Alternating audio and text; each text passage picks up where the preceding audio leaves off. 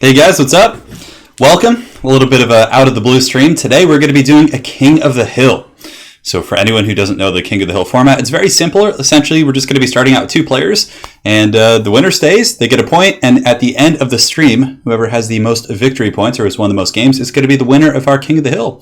Very fun, very simple, very casual. It's going to be fun. I mean, they're going to be competitive games, to say the least. But again, it's not like there's a big prize pool or anything like that. So you might see builds that are a little bit more risky. It's going to get a little crazy. So on that note, guys... Oh, my microphone is super loud. Hold on. I just noticed that. I don't know. It just like randomly resets.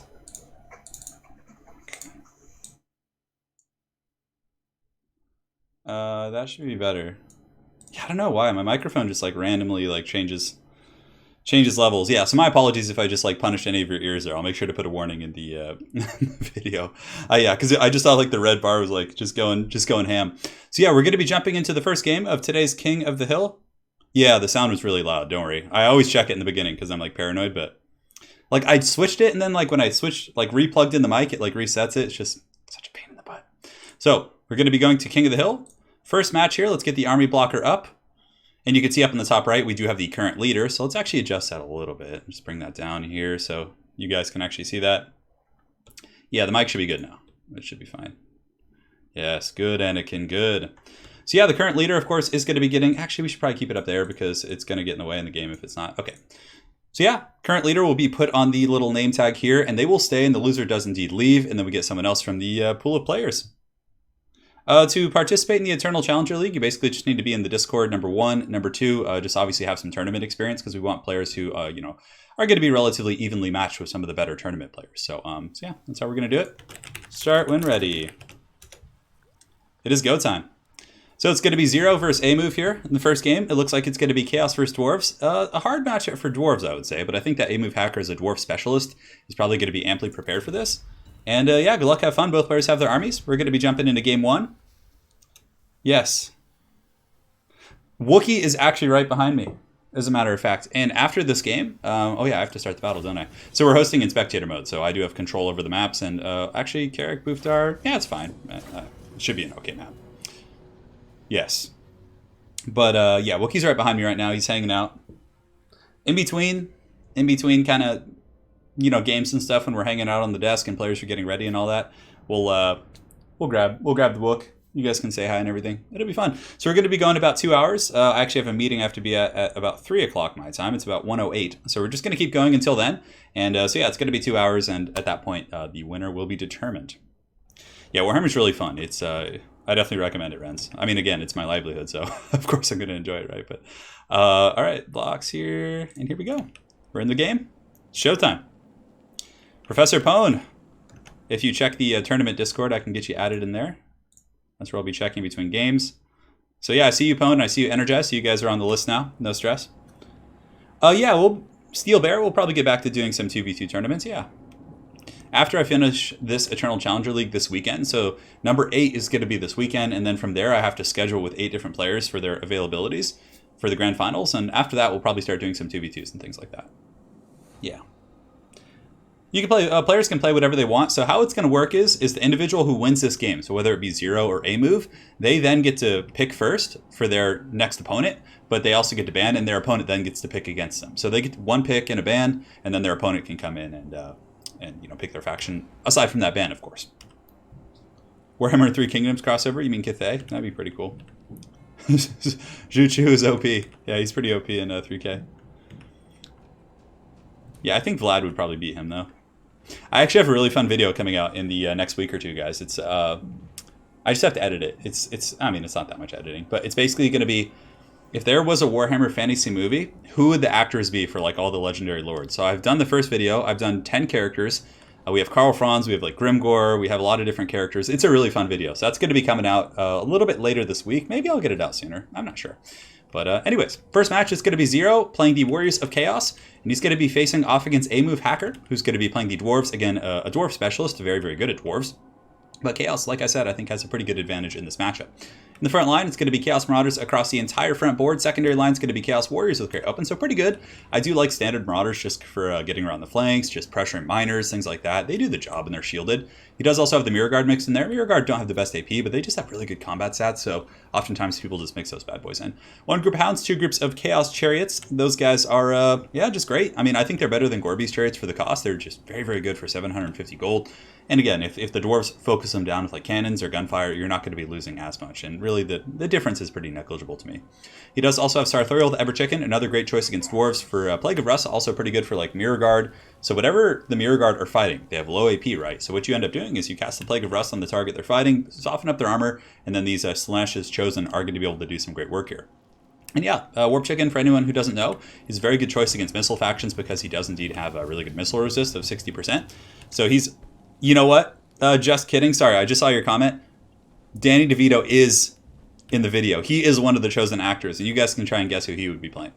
So here for the dwarves, and this is going to be a move hacker. It's a solid formation. Now, one thing I'm a little bit surprised about is he has no Thunders. Now, Thunders have always been a staple against Chaos, in my opinion, but it's a little bit different. He's going to be using the Iron Drakes, Trollhammer Torpedoes, mixed in with Althar's Raiders and Rangers with Great Weapons. So he's going to be going for that shorter range, but harder hitting punch. Very interesting stuff. He does also have a couple groups of Quarrelers here, which, again, I mean, I don't think they have too many good targets on the Chaos roster. I really think Thunders are the optimal pick. But aside from that, he's got Miners, he's got Dwarf Warriors here, and Longbeards and things like that. So he's got a nice onion for sure. I mean, obviously a very, very good onion. One Slayer, though. This Slayer's going to have his work cut out for him, trying to catch those Chariots for sure. So he's going to be busy, and there's also a Rune Lord. So start when ready. All right. No need to wait for me, guys. Keanu Reeves is Sigvald. I know, you guys are already having so much fun with it in chat. You guys are having so much fun with it in chat about who the actors would be, but I could give you one. Now, there's two very obvious ones with Teclis and Orion, but aside from that, the other ones you guys probably aren't going to have any ideas. Danny DeVito's Bellegarde? No, definitely not. I can tell you guys, Danny DeVito is actually not a dwarf, believe it or not. All right. It's so good. I can't wait to publish that video. Oh my god. So the battle's underway here. Chaos is going to be getting a little bit of a wrap. You can see there's going to be some Chaos... I was about to say Chaos Chariots. Oh my god. I'm so out of it right now. Chaos Chariots are going to be coming around, probably trying to wrap. There's a little bit of room to work with here. And again, the Dwarf Missiles are pretty short range, aside from the Quarrelers. And Quarrelers aren't going to punish Chaos Chariots that bad. They have 90 armor, so Quarrelers, of course, have pretty low AP values. So it's not going to be like super punishing or anything like that. So Dwarves are actually advancing a little bit. They don't have a cannon or anything, so they can't really force Chaos in. And Zero's going to be very patient here. It looks like he's just going to be getting that full, juicy, sweet Chaos around. So just getting all of his forces in position. No need to rush it, like I said. Dwarves don't have cannons. They don't have any pressuring elements in that regard. So just take your time, get in position, and have some fun. Yeah, it's going to be good. Teclis, yeah, Teclis is Benedict Cumberbatch. That one's a spoiler I can give you guys. Danny DeVito's Mazda Mundi. Oh my god. No, that's not the case. There's no Lizardmen in this one. We have a lot of Empire, a fair amount, a couple Bretonnians, some Vampires, there's some Greenskins, for sure. Yeah. But again, when the video comes out, you guys can actually vote on who would be the next ones. But anyways, Chaos getting a pretty good surround here. Chaos Warriors with Great Weapons ready to party.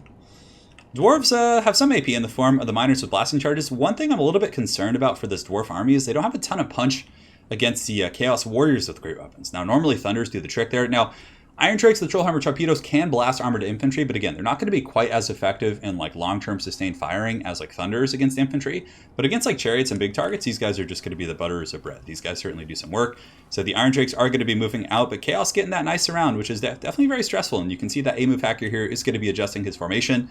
Althar's Raiders are going to be quite good as well. He does have them in a little bit of a box formation, so they can turn faster. So for anyone who's watching and maybe new to the game, you see that these guys are in a very tight box. Now, you're probably wondering, now normally the principle is that you want to stretch everything out to the maximum limit to get that full wrap around units, right? But if you put them in a tighter formation like this for missile units, they actually turn faster. So they'll turn and be able to readjust their firing angle faster, whereas if they're spread out to the max, it actually takes longer for them to turn and shoot.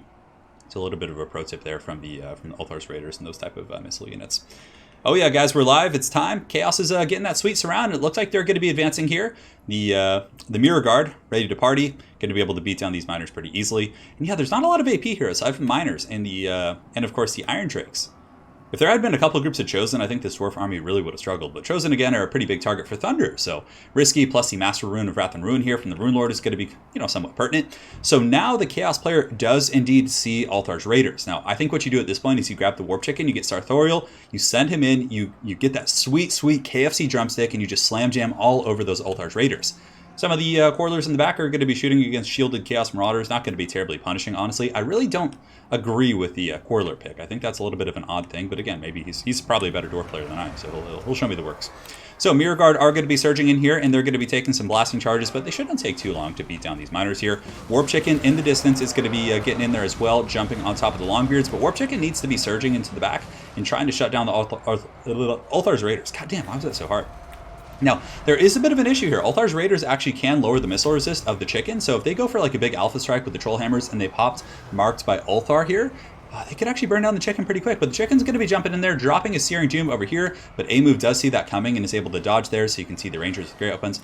My apologies for the lag. It should subside. I think one of the players is having some lag issues. So Chariot's going to be slamming into the back. Dwarf Warriors here going to be taking that juicy, juicy charge, but a Master Rune of Wrath and Rune's going to be going down, so Zero needs to be careful right here. He needs to pull back these Chaos Chariots and just get away from those Slayers, because if he lets the Dragonback Slayers wrap up his Chariots, that's going to be a horrible situation. But Marauders continue to surge in, getting on top of the Quarrelers, and if they can get over here and shut down the Trollhammer Torpedoes, that would be quite strong as well. Now Zero doing a pretty good job wrapping. The only small mistake he's made so far is letting this Chaos Chariot get wrapped up by the Slayers here, but aside from that, very clean play.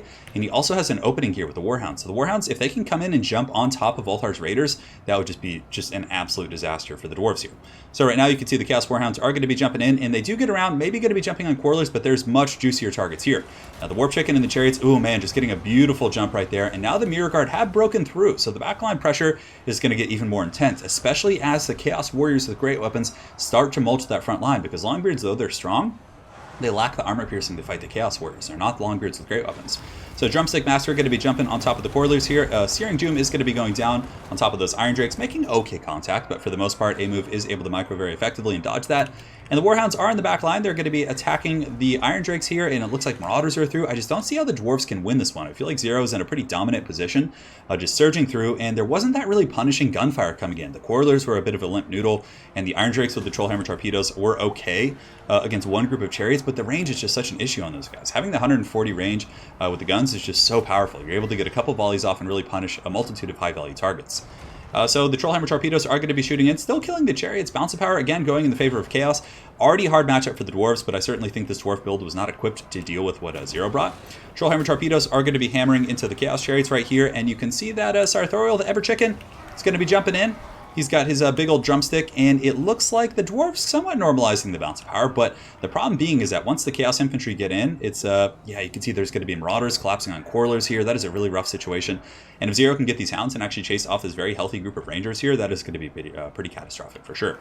So yeah, you can see there's infantry everywhere. It's a very, very messy fight, and this is how Chaos likes to fight. They like to fight with a lot of, just ferocity and just like chaos, right? They like to actually fight in chaos in the back line, just surrounding, getting on top of the missile units, and just having bodies everywhere.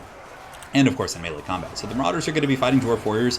Dwarf Warriors head-to-head can beat Chaos Marauders because of their armor values, but again, Chaos Marauders are going to be able to just kind of swarm on top of the missile units and everything, and hopefully the lag will subside after this game. My apologies for that, guys. And yeah, I don't know if there's going to be enough. The Trollhammer Torpedoes, one group is still online. Warp Chicken is relatively healthy. It looks like the Dragonback Slayers have been forced to fight Chaos Warriors with great weapons, and Dragonback Slayers never want to be fighting armored targets. It's always going to be relatively inefficient. Some Dwarven Quarrelers in the back have rallied, but it looks like some Chaos Marauders from Zero and some Warhounds are going to be jumping over there to chase those guys down. And let's see, is there anything else in the battlefield for the Dwarves? There's some Rangers, but man, Zero's doing such a good job. Just getting all these, anytime something rallies, he sends something out to deal with it. Definitely doing a really good job in that respect. Rangers might actually be able to beat the Dogs here. The Dogs only have 35 models, but the Rangers did take the charge and they're shaken. It's going to be close. It's going to be close. I mean, 22 and 20 for their combat stats, not that great. The Hounds are relatively close, and it looks like the Chaos Hounds are going to be able to push back the Rangers, having gotten that charge. So bounce of power even more in the favor of the Warriors of Chaos here. You can see right here that the Chaos Warriors of Great Opens are cleaning up shop. Chariots are actually still alive, believe it or not. We have 2 Chariots right here and another 3 right there. And it looks like, ooh, a nice little Searing Doom. Very, very good timing right there. So he's anticipating the retreat of the Iron Drakes, and they're potentially going to be running here. But you can see A-Move is pretty keen on his micro with those guys in the back. He hasn't really taken any damage from the Searing Doom, so he is able to pull back with the Iron Drakes with the Trollhammer Torpedoes, at which point the Chaos Warriors and the Chariots are going to be coming in to give him that dirty business. There's also Rune Lord on the ground. He's going to be fighting Chaos Warriors. Not a great engagement for him. Warp Chicken's coming over, and he might be able to get... No, Longbeards are immune to psychology, so they're not going to be terror routed here. They've seen plenty of wars, plenty of monstrosities in their lives. And yeah, this is looking like it's going to be it, guys. Now, Dwarves do have a couple decent builds against Chaos. I have one that I've used to pretty good success against high-level tournament players that maybe I'll show you guys in another video, but I really do think you need Thunders. I think they're just pretty much a staple here, but maybe he was trying something new. So the Iron Drakes here are going to be getting rode down by the Chariots yet again. The Dwarf Lord's going to be fighting there to the bitter end as well, but it's just everywhere you look. And this is what I was talking about. So the Mirror Guard, like I said, have bad AP values, but he is able to use a Plague of Rust on these guys, putting their armor down to 70, which is going to make them much more manageable for Sigvald's Chosen here. Yeah, dwarves are a decent faction. I certainly don't think they're anywhere near the top tier, but they can be good. And people who specialize in dwarves can actually be really, really ferocious and like hard to deal with. So Chaos Warriors is going to be coming over here, attacking the Iron Drakes with the Trollhammer Torpedoes, which is pretty much going to seal their doom. I mean, they're about the same speed, 28 into 26 here.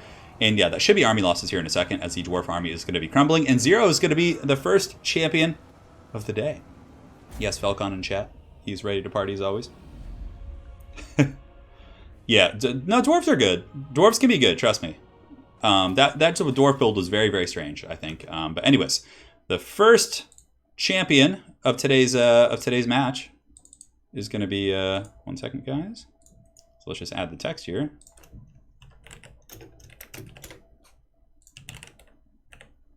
Just getting his name on the board. I know Wookie. Oh yeah, and we'll show you guys Wookie right now. We'll get him. We'll get the boy. He got a haircut, so he's looking nice and fly. Almost ready, guys. I'm just getting that like really cool text. I gotta do it to it. There we go. Sorry, I just woke up and did this, so I'm a little bit unprepared. All right, cool. GG. All right, so next up we have. Let me go ahead and scroll up here. I believe we have Zardar Total War. So Zardar, you're up if you're watching. Yep, Zardar Total War. Let me go ahead and message him, let him know that he's up. Zardar is next. Yeah, Zardar, get in here. The game's hosted. It's called Turin, King of the Hill, and the password is in the Discord.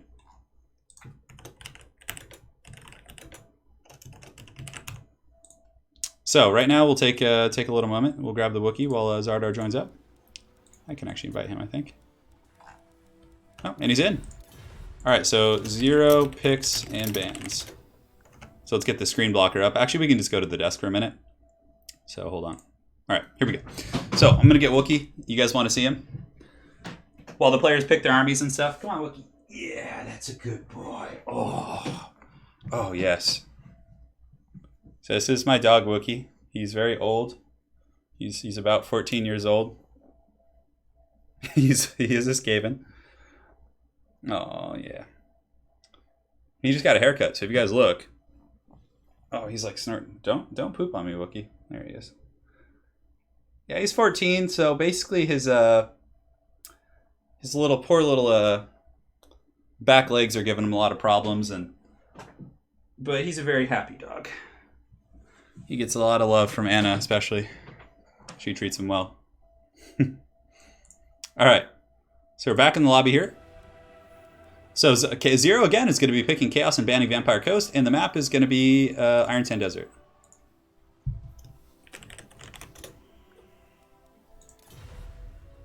And Zardar is going to be going Norska. So let me get the blocker up. Norska versus Chaos, certainly a fun matchup. I'm not sure what that is, Kay. Don't feed it after midnight. The mob savagery. Yeah, you guys are getting treated to a special edition today. He's just really old.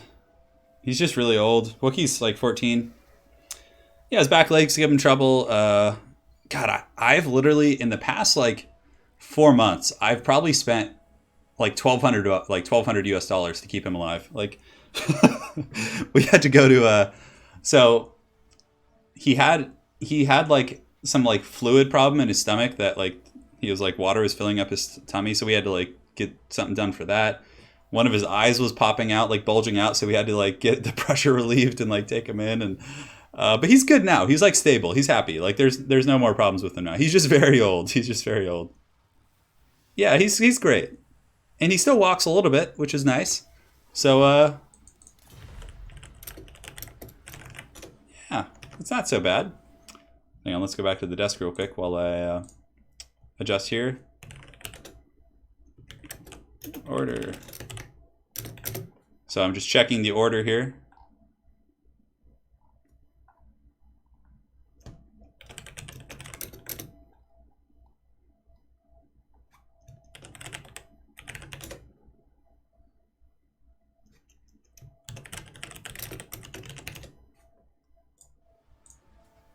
Great, so it looks like the players are just about ready. We're going to be switching back to the platform here. Wookie is a sage.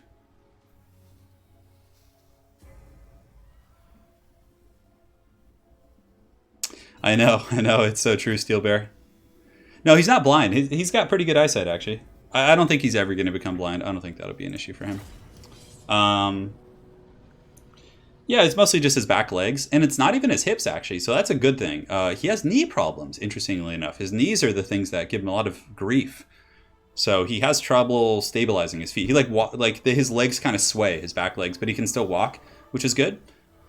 Yeah. Oh, damn, Robert Downey Jr. as King Loon is really good, Ghostly.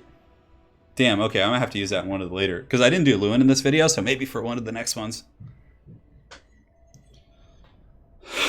Man, dang old Turin gone, dang host, dang old total world, you know. Yeah, I love freaking, I love that. Was Boomhauer his name? Yeah, I think it's Boomhauer. God. I used to watch King of the Hills a lot as a kid, but that was a long time ago. So, guys, we're here in the second game. We got Zero is currently the king of the hill with 1 victory in the first game against A-Move Hacker. And it looks like A-Move Hacker, you were the one lagging, so it would seem like it's all fine now. Now, for Chaos, they're going to be going with Chosen with Halberds. Very cool pick. Pretty good dual utility. They'll be able to beat pretty much all the Norskin infantry. And on top of that, they're good against Famir and not bad against Mammoths, of course, with their anti-large. So pretty cool pick there. I do like that. 2 groups of Chaos Warriors in the front to fight the standard Norskin infantry. And a whole battle line of Marauder Horsemen. So Marauder Horsemen are going to be super good against these Feral Mammoths. Man, that's going to be really, really good. He does also have Chaos Marauders on the flanks, a Shadowcaster, Kolek Sun Eater, and yeah, that is a really, really good Chaos army against Norsca. I actually really like that. So solid stuff here from Zero, who I believe is actually a Chaos main. So coming in with the Steel Chair. Love it. Yeah, Boomhauer and Dale are really good. Dale, I love the King of the Hill episode when Dale like goes back to play like high school football just to like that one last time. Oh my god, it's so good. Anyways, for the armies of Zardar Total War, and if you guys haven't seen Zardar over on YouTube, he's an awesome content creator. He's a really good campaign player, but also an extremely good multiplayer guy. He does a lot of great quick battles and great analysis, just awesome. He does editing as well in his battles for cinematics. He's a really, really good YouTuber, so please check him out.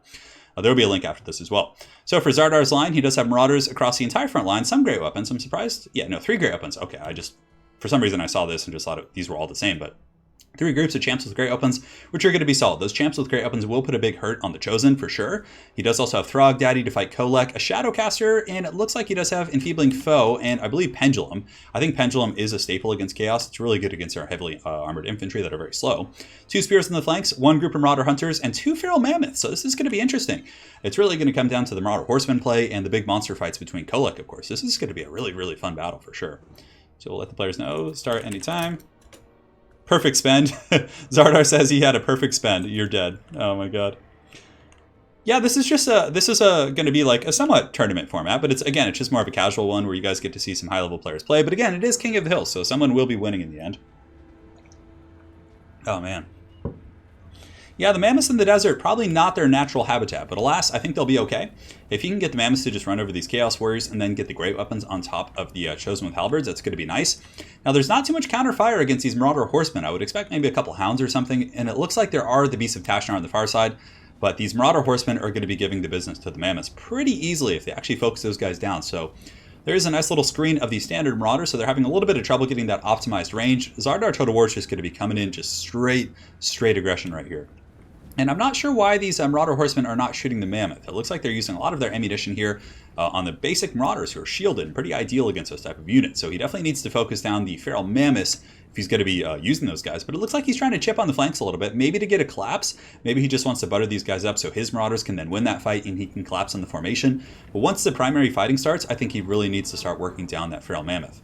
There are some Marauder Hunters here for Zardar. They only have 70 range against the 80 of the Horsemen, so the Horsemen, if microed effectively, should be able to stay out of range here. And the Beasts of Tashnar are coming in with a nice little screen right there, and the Marauder Horsemen actually doing good damage against the basic Marauders. I mean, it's not a terrible thing, but I really do think he needs to start working down those Mammoths. Now, the Halberds are going to be charging in to intercept the Mammoth, but the Mammoth is going to be coming into all those unbraced targets and just going straight up prehistoric on these guys.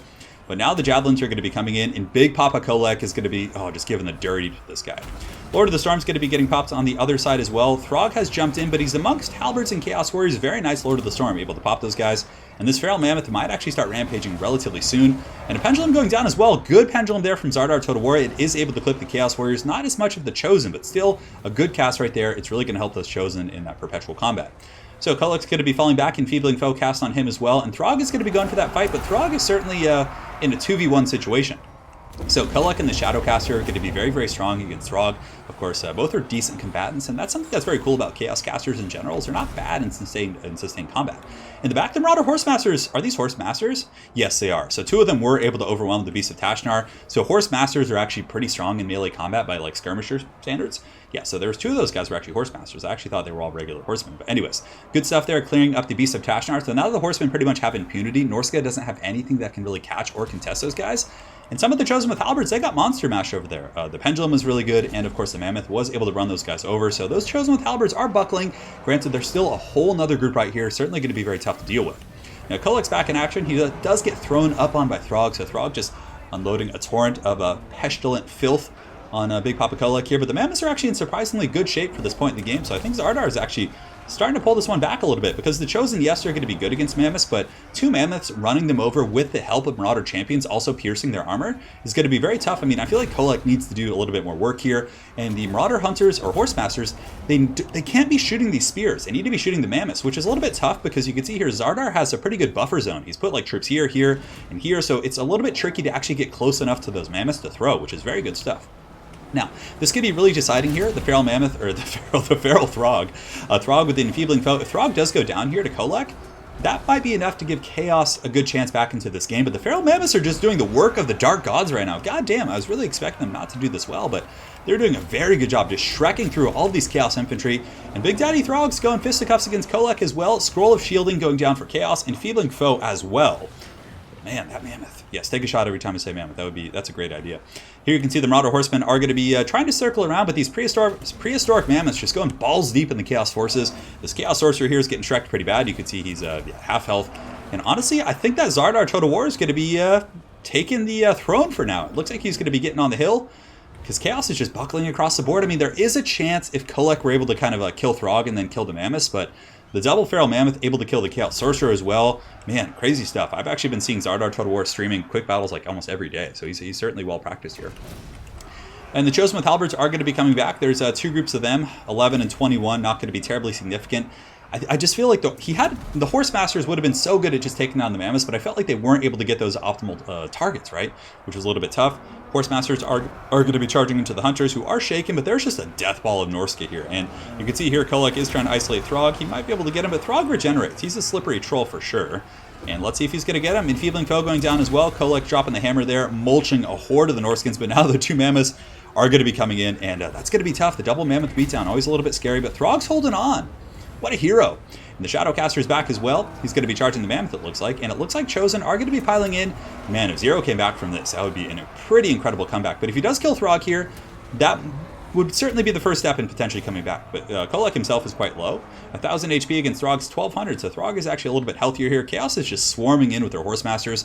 But again, I really think he needs to be using that ammunition to take out the Mammoths. The Mammoths are just causing so many problems for him. Throg is able to get away, which pretty much seals the deal. Chaos is done at this point, because if Throg is able to just sit, buff these guys up with Fight or Die, and just heal, the longer he heals... Oh, and the throw-up coming in all over Kolek's face. And the Feral Mammoth is able to come in and break Kolek as well, and that is going to be game for Zardar Total War. He's going to be taking the victory there. What a battle.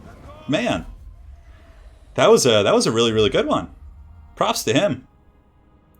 Props to him. Yeah, I think that Zardar did some really good work screening out the horsemen. Because the horsemen were the counter against mammoths, but they didn't get to execute their game plan, which was a little bit tricky. And that really left the frickin' what's it called out on their own. So here we have 0, or that's going to be Zardar. Yes. I got to shrink the name because his name's very long. And we'll get the blocker up. And let us go back to the where is that? Where are you? Yes, we're good. Okay.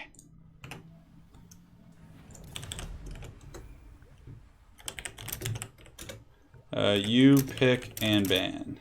All right, guys. So let's see who's next here. So next is going to be Mudkip if he's still around. Let me go ahead and check.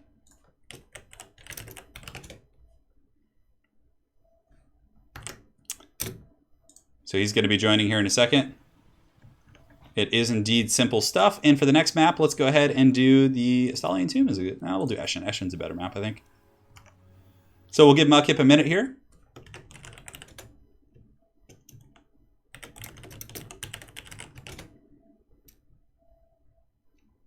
Yeah, we'll see.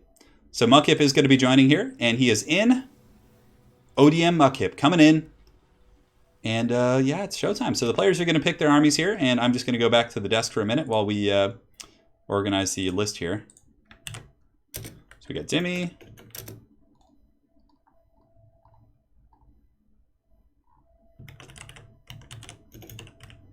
And then Wareja. That was pretty wild. Oh my god.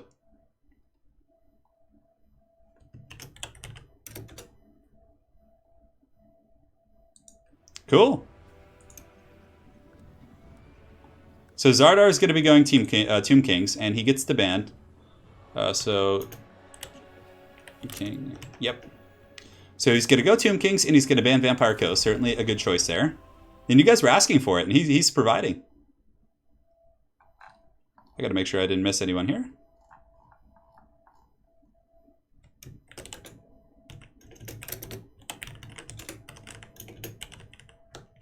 Ooh.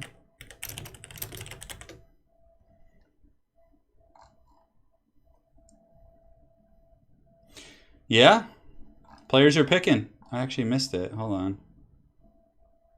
Oh yeah, there is. Okay, so Falcone was actually after the Crumbled Schnitzel.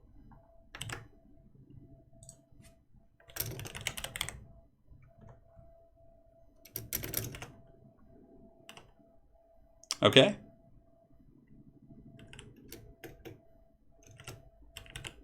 I believe it was like this. So we got Wareja.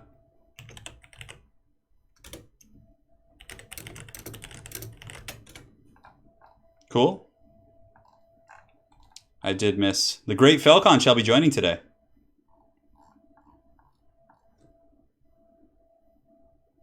So Crumbled, then Falcone. Great, and it looks like it's going to be High Elves versus Tomb Kings in this matchup. So let's get back to the desk here, or to the battlefield, I should say, and have some fun. No, Wolfric, I have a better character for Wolfric. Hey, and Andrew Lubansky, thank you so much for sponsoring the channel, man. I really do appreciate it. I really do appreciate it. Zardar says he always bans Ghost. Oh man, that's good. Yeah, this is a fun one actually. I was kind of curious about this matchup. Oh god, do we have the bots coming in? Dude, I don't know about the bots. And apparently I actually was looking into why the bots have been trolling my streams, and it would appear that YouTube does not have that many big streams. So if you have like, over 500 people watching, typically you're going to be in the top echelon of YouTube gaming streams, right? So the bots just kind of go to the YouTube gaming page and click on the bigger streams, and they just go there and troll. So, yeah. So it's going to be High Elves versus Tomb Kings here. I know a lot of people probably thirsting for High Elf victories. High Elves are a good faction. Certainly a little bit tough to play, but I think they're pretty good. So let me go ahead and make sure the list is all stable.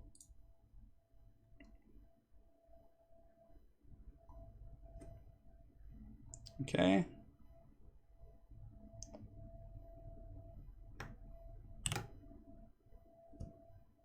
And then we got... Sorry, my list is getting just more and more... Okay. Sorry, guys. 1 second. So, yes. Okay.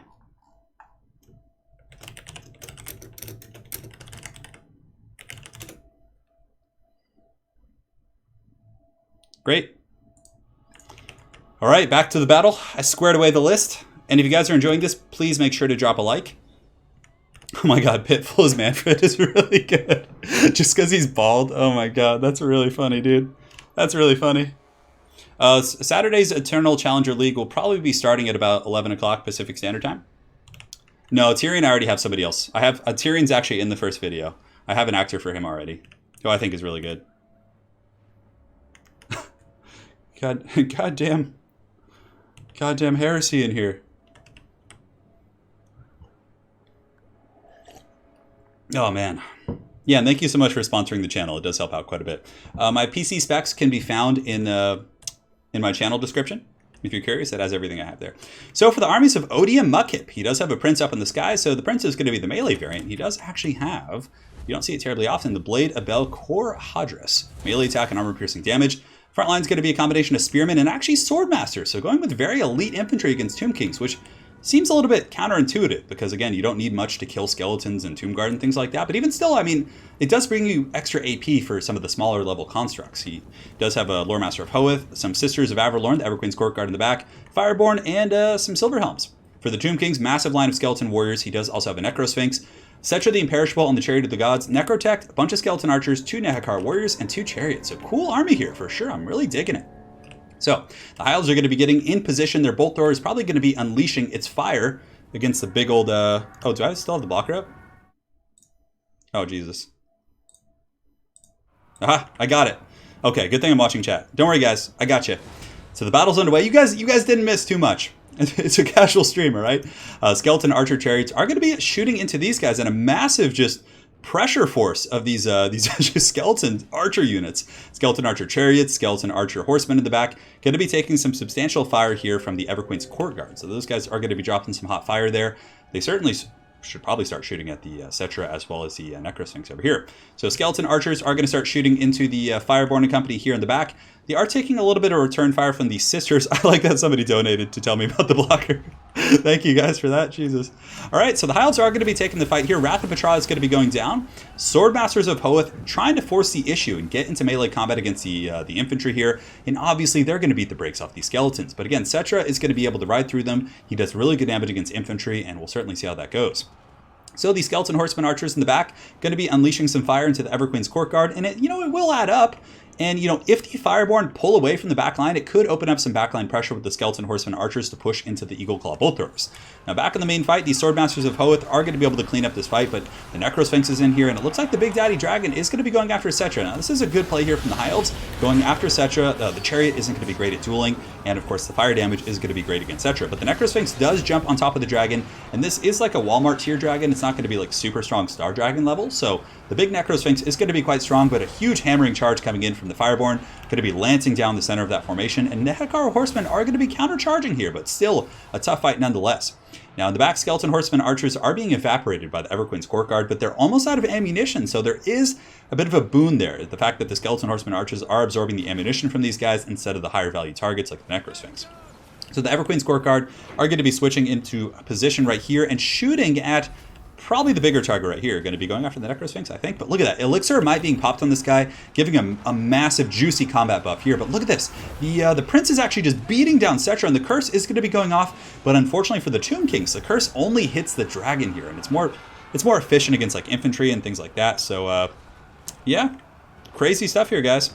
Yes, it is the Walmart tier Dragon, for sure. So the Prince is going to be jumping down right here. You can see that it's looking for that engagement here, but the Sphinx is going to be protecting it, and Cetra is going to continue to ride through this force, popping the Wrath of Petra right there, which does hit the Fireborn, and the Fireborn actually get terrified. Well, that's something you don't see terribly often. So the Fireborn get terrified, Swordmasters of Hoeth, and a little bit of a wookie. Oh my god, he's snoring so loud next to me. I don't know if you guys can hear that. But Cetra and company are going to be attacking the Swordmasters, and they're slowly wearing them down. Now, the bounce bar is actually pretty damn even, but the Dragon's going to be going in for the Alpha Strike. Oh, and Cetra gets popped by the Prince in the back. The Prince doing huge work with that fire damage. What a nice niche pick here by Mudkip. And also you can see that the Necrosphinx is going to be trying to return the favor here, but I think Cetra is going to be crumbling. 37 HP, and Cetra taking a steel bolt to the back. It's going to be getting leveled by that. Brutal stuff here. Now, the Skeleton Warriors and company are able to kind of overwhelm some of the spears here. Fireborn are in okay shape, but the Prince is also quite beat up, so this is certainly anyone's game. And it looks like the Ushopti summon has come down right here. And yeah, we're going to see. So the Prince is going to be falling back. Skeleton Horseman Archers can chase it off the battlefield. That would be really, really powerful here and would certainly normalize the state of this game. So the Necrosphinx, in the meantime, is going to be sitting in the pocket and fighting. It needs a little bit of support, though. The Fireborn are going to be very efficient against it. Plus, the Loremaster of Hoth also has some pretty good armor-piercing values himself. So if the Loremaster of Hoth is able to actually beat down the Necrosphinx with the support of the Fireborn, there still are some skeletons helping out nearby. And you can see Zardar Total War is going to be throwing everything into the pot here, trying to just kind of stabilize the situation. So it looks like Mudkip is pulling ahead in the Bounce of Power. Zardar Total War is able to chase off the Prince here, but having those elite high elf forces, the Swordmasters, plus the Loremaster of Hoth, and the Fireborn still be in good shape is a little bit dicey. In the back, the Everqueen's Court Guard are also out of ammunition, but guys, the Everqueen's Court Guard are actually beasts in melee, and they can easily beat down pretty much any Tomb King's infantry. So 45-63, they're going to be surging in here to fight these Skeleton Warriors. Good play here by Zardar Total War, chasing down the Prince in the back, but it looks like Mudkip is going to continue his is going to begin his reign of terror here, as he is able to pretty much polish off all the Tomb King's forces. And as this Ushopti summon does disappear, the Bounce Power is going to ebb even more in the favor of the High Elves here. So the Loremaster of Hoth is probably going to be going after the Necrotect, which is going to be great. Infantry-sized, just a juicy target here for the Loremaster. And the Tomb Kings are going to be collapsing. So far, we haven't had anyone win 2 games in a row. It's been a new king every single time, which is good. That's how it should be. Balanced gameplay, awesome stuff. But again, a Tyrant will rise. And we're going to be seeing who's up next. I believe it's the Schnitzel is his name. Oh my god. Yeah, those bots are coming back in, huh? All right, guys.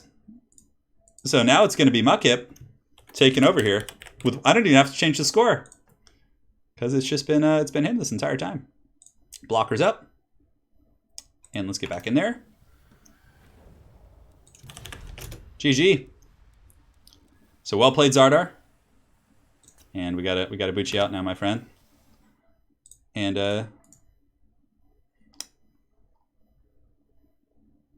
all right. So next we got the Crumbled Schnitzel. Is he here?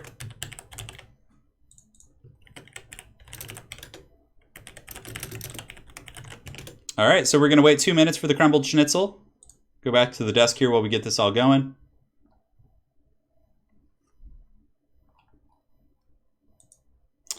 So hold on a sec. Whereas it was after Jimmy. Okay, so I believe. Hold on.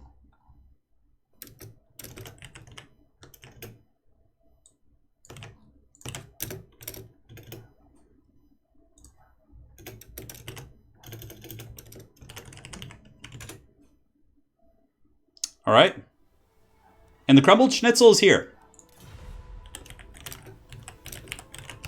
King's Cup rules. Mudkip's going to play Empire.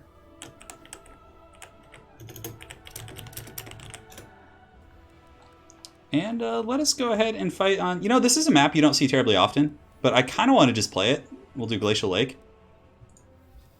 So it's going to be Wood Elves versus Empire. Cool. So let us go back to the desk here. so many messages about that damn screen blocker. All right. I played Warcraft 3. I played yesterday. Yeah. A couple of donations as well from Babel Triumphant. Great games, but needs more Grail Knights. Requesting some Bretonnia action. Well, I'm not playing in today's event, so you got to hope somebody picks it, man. And Luca, thank you for the $2 donation to tell me and remind me about the screen blocker. Thank you so much, man. Turn of the Shire. Being a hobbit would be pretty... I mean, getting to eat all that food and just kind of be a sausage all day would be kind of cool. There's certainly a call. Yeah, in that respect. So it's going to be Wood Elves facing off against Empire on the Glacial Lake. It's an old school Warhammer 1 map, but again, it's a classic. Samuel L. Jackson is Throg. What? That doesn't even make sense. Yeah, I have a feeling this video is going to be popular because it seems like you guys are having quite a bit of fun with this.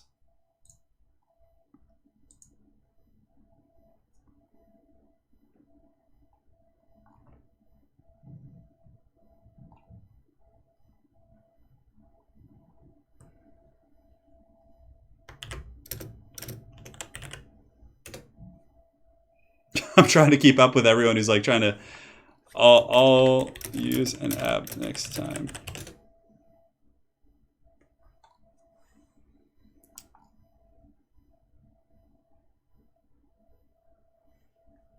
Wait, hold on. God damn it. Where's the one with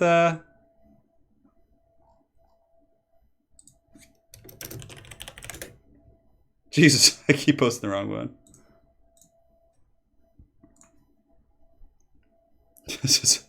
It's so obnoxious. Alright, we'll let them know they can start when ready.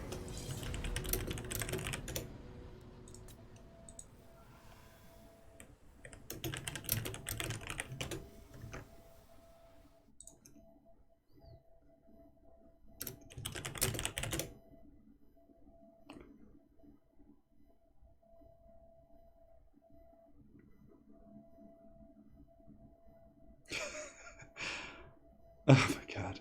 So yeah, Falcone's after this one.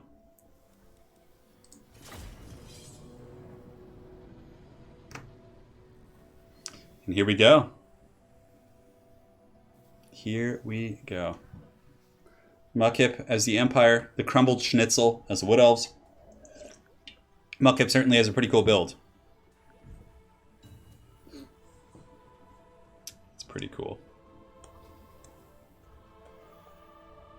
Nicholas, oh, how could I forget? Nicolas Cage as Luther Harkin is really good, dude. That is really good. Oh, man. You know, everyone's like, oh, Johnny Depp for Luther. No, Nicolas Cage is way better for acting like crazy. Oh, man. That is really good. Johnny Dingles. Oh, man. Mark Hamill is Thankful. Dude, you guys are killing it. Why don't you guys do this video?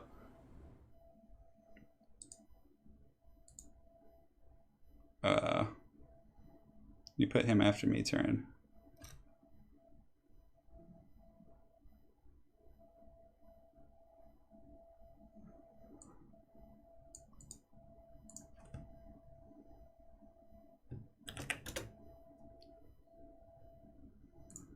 All right. Hang on one second, guys.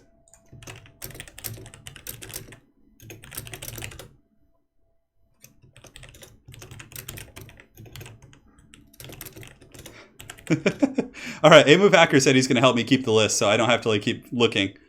All right, so let's get rid of the blocker, and we're in. Don't worry, guys, I got it this time. So it's going to be Mudkip's Empire facing off against the Schnitzels, the Crumbled Schnitzel, I should say, and his Wood Elves. So front line's going to be State Troops, Spearmen, pretty standard stuff. A couple Swordsmen mixed in, of course, to give him a little bit better sustainability in that fight. And it's going to be Crossbowmen, and he does also have the Silver Bullets. On top of that, we have two groups of Reichsguard here. The Reichsguard, Heavy Cav in general, quite good against Wood Elves. They can hammer the infantry, they can beat the Wood Elf Heavy Cav, unless there's like a Helm of Discord and some magic at play. So certainly quite solid. On top of that, Hammer the Witches, going to be going straight up Rob Zombie up in the toe. Hellblaster Volley Gun coming in from Mudkip. Man, this is a wild pick here. And over here, he does also have a couple of groups of Empire Knights. Awesome. Oh, with an Archlector. Hell yeah. Archlector is one of my favorite Empire picks. He's so heavy metal. He turns Empire Knights into pretty powerful combatants, actually, giving them the Grand Hammer of Sigmar. So for the Wood Elves, Dryads in the front line, pretty nice pick. Dryads are able to beat most state troops. Secondary line is going to be Glade Guards with Starfire Shafts. Again, quite good. They can outrange the crossbows and the guns and also do some decent damage against Heavy Cav. But the biggest issue is protecting the Glade Guard from the Heavy Cav. Eternal Guard on the flanks, Wild Riders here, and it looks like a deep deployment of Glade Guards with Hagman's Hips and Wild Riders as well. It's going to be good. No, I already have Steve Buscemi as a character here. And Helman Gorst is already casted as well, so yeah. Alright guys, the battle's underway. Archers are going to be shooting into the crossbowmen here, or actually some of the state troops. Cannon fire is going to be opening up as well. Oh, and it's Mel Gibson for the Crumbled Schnitzel. Now, Mel Gibson is a pretty big target for the cannons, but with some efficient micro, Mel Gibson should be able to dodge most of that fire. So the Dryads are surging in, but taking a torrent of fire from the Imperial forces. These Wild Riders with shields are going to be trying to surge in. I'm not sure what they're thinking, though, because these Reichsguard are just fully chubbed right here. And yeah, I don't know, maybe a little bit of a misplay there, but these Wild Riders do take a charge from the Reichsguard. Pretty unfortunate stuff, but they are able to pull back before they take like devastating losses, but still not a good start right there. And on the other side, you can see some of the Glade Riders with Hagman's Hips are going to be shooting at some Empire Knights, but they should be able to kite them into the Shadow Realm. But the Dryads in the front line are getting hammered pretty bad by the state troops and a lot of the gunfire here, but the Wood Elf Archers are also giving some damage right back to these crossbowmen, and you can see the Silver Bullets are pretty much offline. Now, there is a Great Eagle in reserve here. The Great Eagle should probably go back here and maybe attack some of the cannons or things like that. There's no like great anti-large here for the Empire. And it seems like the Wood Elf front line is just getting hammered pretty damn hard. The Spellsinger with Beast does summon a Manticore, which is going to be, hopefully, for the sake of the Wood Elves, engaging here in just a second. A nice little Mel Gibson bombardment right there, able to do some work. And where is he? Is he still fighting? Dryads in the front line are doing their thing. Orion is lurking on the periphery of the battlefield. So it looks like Orion is taken to the flanks, and he's actually throwing his spears into the Reichsguard right here. So the state troops are going to continue to hold, doing a very good job against these Wood Elf forces, and it looks like we're going to have a cataclysmic battle here. So the Wild Riders are going to be engaging with their Lord and Savior Mel Gibson. He should be in here in melee combat. That's certainly where he really shines, but it looks like he's going to be sprinting up, and it looks like the Wood Elf Cav are doing okay against the Reichsguard, believe it or not. And if Orion gets in here with his bonus first large, that would certainly be very strong as well. He's a very, very good anti-large character. Now the Wood Elves in the back are getting hammered just by the sheer volume of fire from the cannons and the crossbows and things like that. They were certainly a little bit outgunned in that respect, but now that Orion's in here, it is going to lend some nice anti-large to this fight, and he's going to be able to do a lot of damage to these Empire Knights and just skewer them. He has massive AP, massive anti-large, like I said, and the Hounds of Mel Gibson are going to get dropped on this engagement, and the Wild Riders are actually holding extremely well against these Reichsguard, but now that the Archlector is here, he is able to drop the Grand Hammer of Sigmar, and that is going to be pretty tricky there. It's going to be some scary stuff. Some scary stuff. Now, Orion's taking cannon fire. He has been pretty much this whole game, but he does probably have the Cloak of Isha, so he certainly has the capabilities of healing. But I think it's going to be the Empire's game. A really good play here by the Crumbled Schnitzel, actually getting the Great Eagle to take out the Jade Wizard. That is something that should have happened quite a bit earlier. But again, the Great Eagle is taking a hammering fire here from the Silver Bullets, and another group of Empire Heavy Cav coming in. And the Empire Heavy Cav did end up winning that fight against the Wild Riders, who were also quite beat up when they started that fight, especially with the help of the Archlector with the Grand Hammer of Sigmar. But the Great Eagle is going to fall, but not before the Great Eagle actually kills the Wizard? Did the Great Eagle kill that Wizard? I think it did. So that's going to be a relatively quick game for Mudkip, but still, nonetheless, Crumbled Schnitzel, put up a good fight, but that Empire build was quite good. I definitely liked it a lot. Crossbowmen shooting in here, the cannon's doing a great job shooting downtown. It kind of prevents the Wood Elf Kite, and yeah, the Spellsinger got pushed off really far. Man, that is some wild stuff. Mel is going to be dropping the Searing Doom right here, and it's going to be doing some damage to the Hammer of the Witches. Not too much. It's a free spell. You can't complain. Orion is going to be yelling, he's at freedom, as he's shot by cannons and just bullets and hammers. He is totally yelling freedom right here. And that is going to be Mudkip going up 2 in this King of the Hill. And Orion falls, the Wood Elf Lord, trampled beneath the might of Sigmar. Man, well played to him, for sure. So let's update the scoreboard here. Mudkip is currently our leader with 2 wins here. GG, and next up. All right. So the next one, we're going to be on the, let's find a map.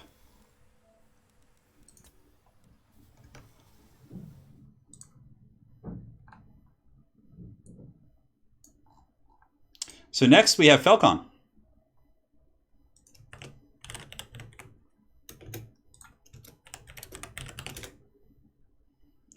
The man, the myth, the legend himself, Falcone, darkness, or doom, tremble, and despair, mortals. Oh, I just want to tell you guys who I have casted as Helman Gorst already, but come on, you guys should know who I picked for Helman Gorst. Orion got shot down like Willem Dafoe in Platoon. Yeah, dude, that's the perfect analogy. So, guys, Falcone versus Mudkip. This is going to be a great battle here. So Mudkip picks and bans.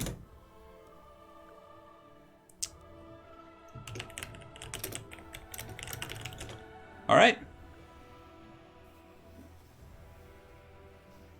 So Mudkip is going to again pick the Empire, and obviously King of the Hill. You can play the same faction multiple times, and we're going to see what he bans. I believe ODM is French clan. Let's get the blocker up as well. I actually don't even need to run the blocker if I don't look at the armies. So let's just get rid of the blocker. Like, I don't need to run it unless I click on one of their armies. So he goes Empire, he bans Dwarves. Samuel, I think you may have gotten it right. No, are you kidding? They're the perfect actor for Alariel. Alariel's in the video as well. You guys are just saying all the Game of Thrones actors, which almost half my list is like Game of Thrones actors actually for the video. Up to you. We'll see what Falcone picks. The Tyrant himself going with the Wood Elves. So we just saw the Wood Elves lose to Mudkip's Empire, and now we get to see it round 2. We get to see if Falcone has the tricks. Hey, I'm glad you guys are having fun. It's certainly a pretty good time doing these King of the Hills. So we have 1 more hour left on the stream. Currently, Mudkip is our leader with 2.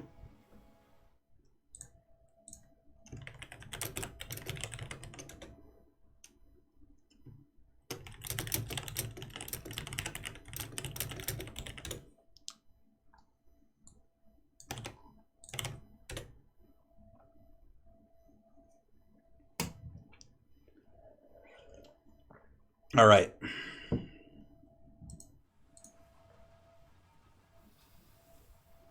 Brendan Fraser is Cetra. No, Brendan Fraser would be like the person fighting Cetra.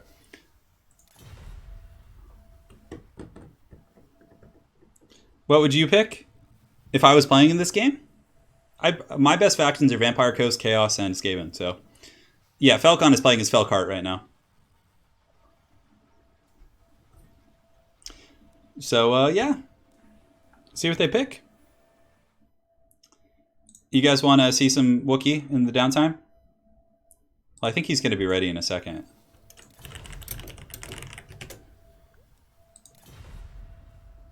We have a couple donations as well. Thank you guys so much for your support.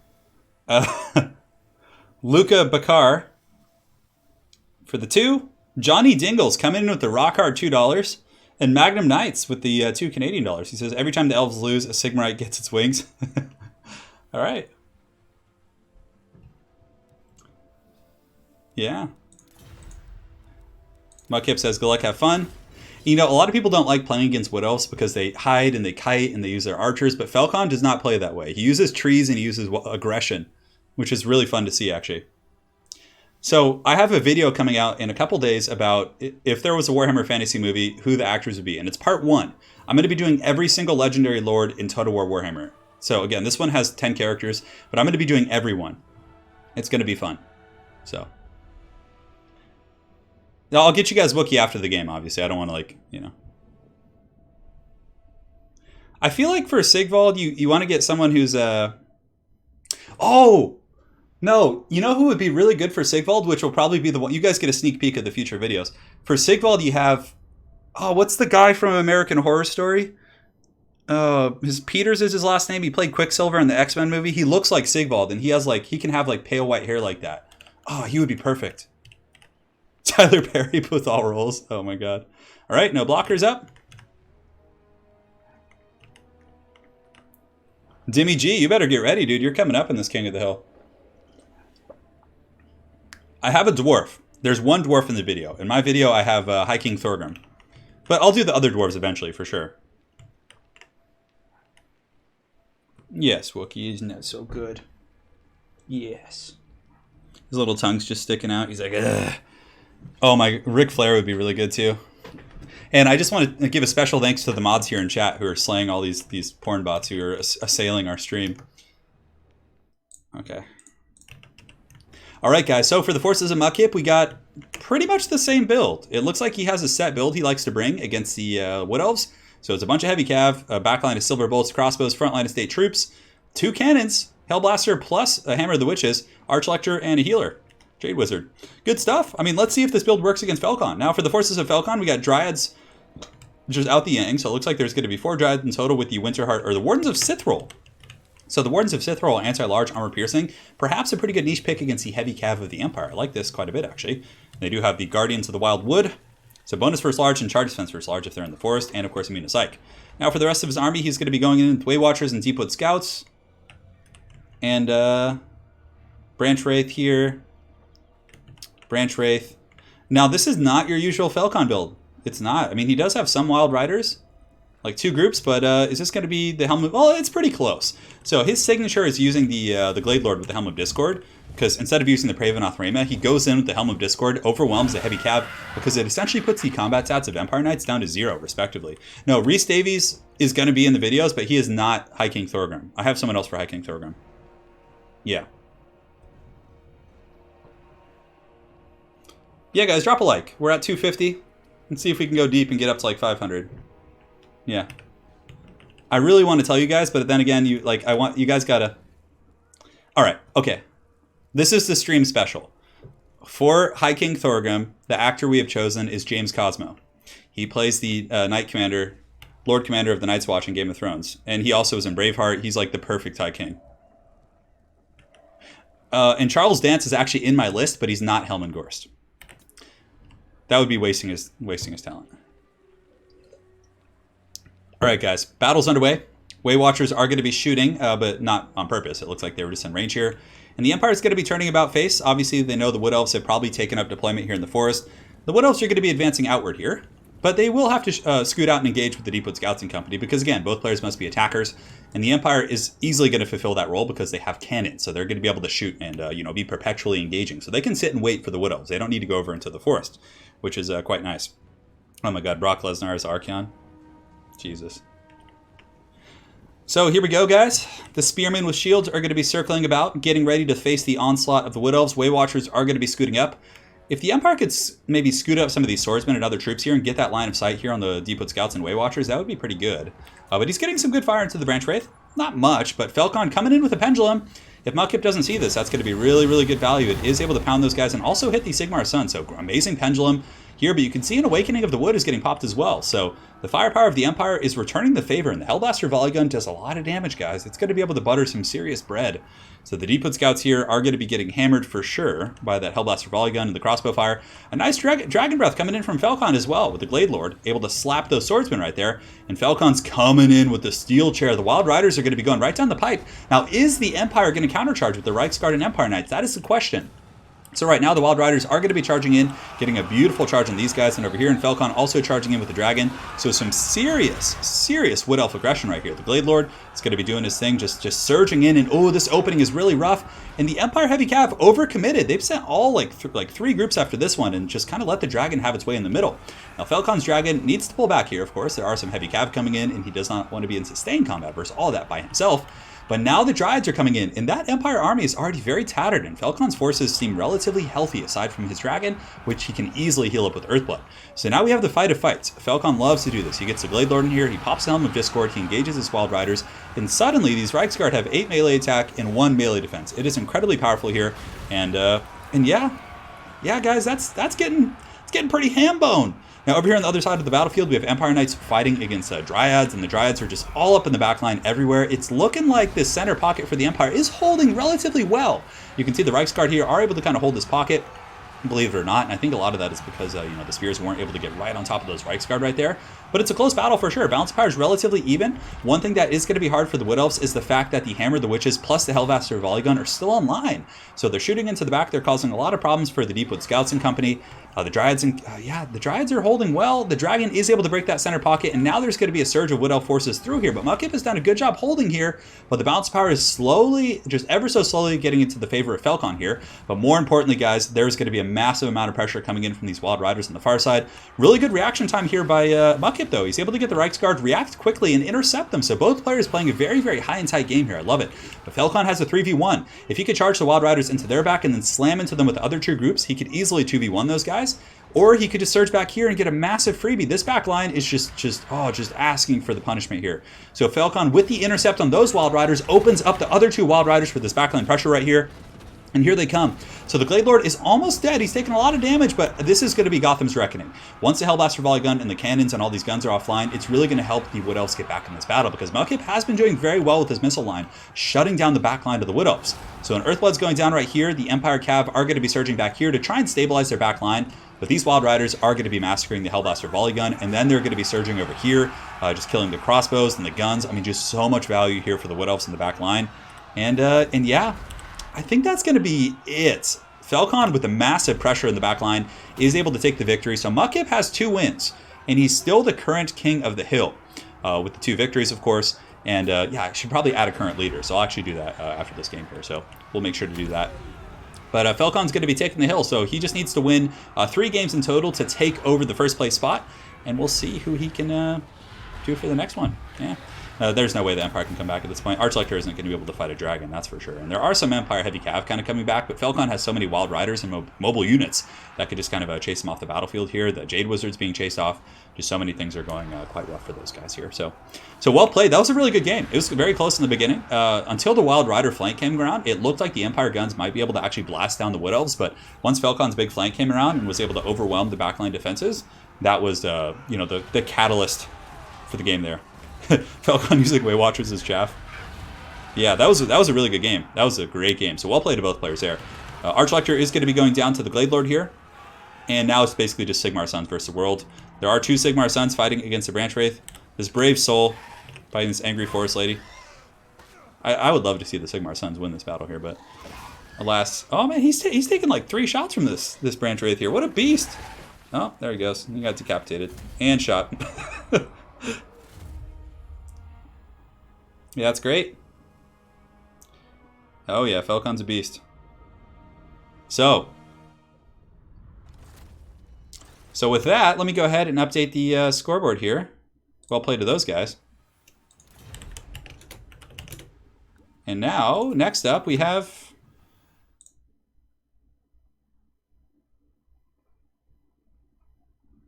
Okay. So next we have Ben.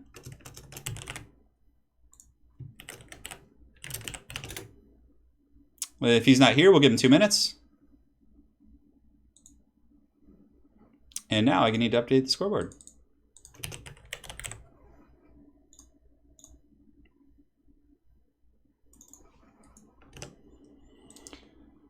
So we should add a current leader. We'll just do a little bit of this. It's super ghetto, but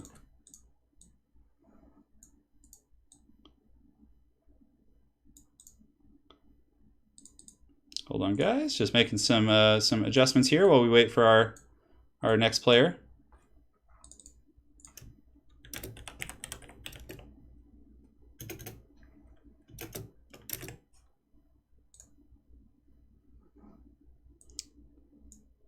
So Mudkip is our current leader. Falcone's up right now with 1 game. And Ben the Barman is here. So the map is going to be, we'll do Troll Country. Nice, fast, and furious map to make sure we can get more players in. All right.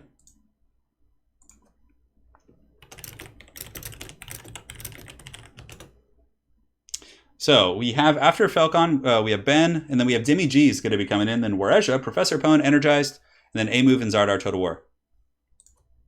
And that'll be it probably for today. Magnum Knights, thank you. Every time the elves win, there's a tear in my Bugman's eye. Thank you, man, for the donation. You guys are being super generous today. Thank you so much. All right. So Ben the Barman is going to pick Skaven. Yeah, Troll Country is probably my favorite map. I just love like the close quarters, just like onslaught. Falcone, Skaven versus Lizardmen. Oh man.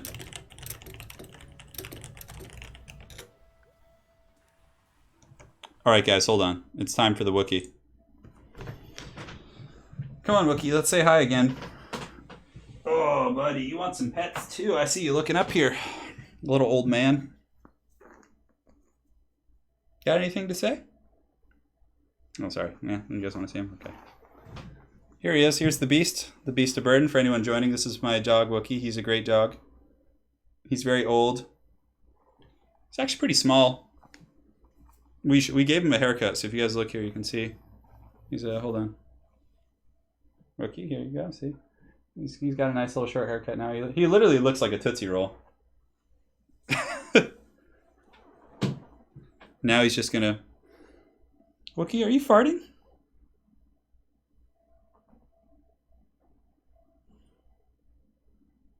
What's up, dog?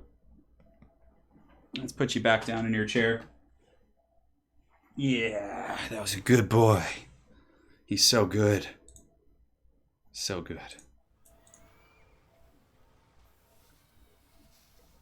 You take it back. He's a beautiful beast. He's 14 years old. Wookie looks like Falcone after he wins? What?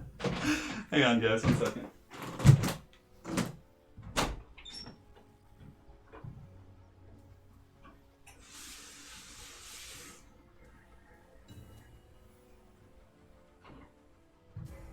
Wookie, they're talking shit about you, dude. Falcon's ready.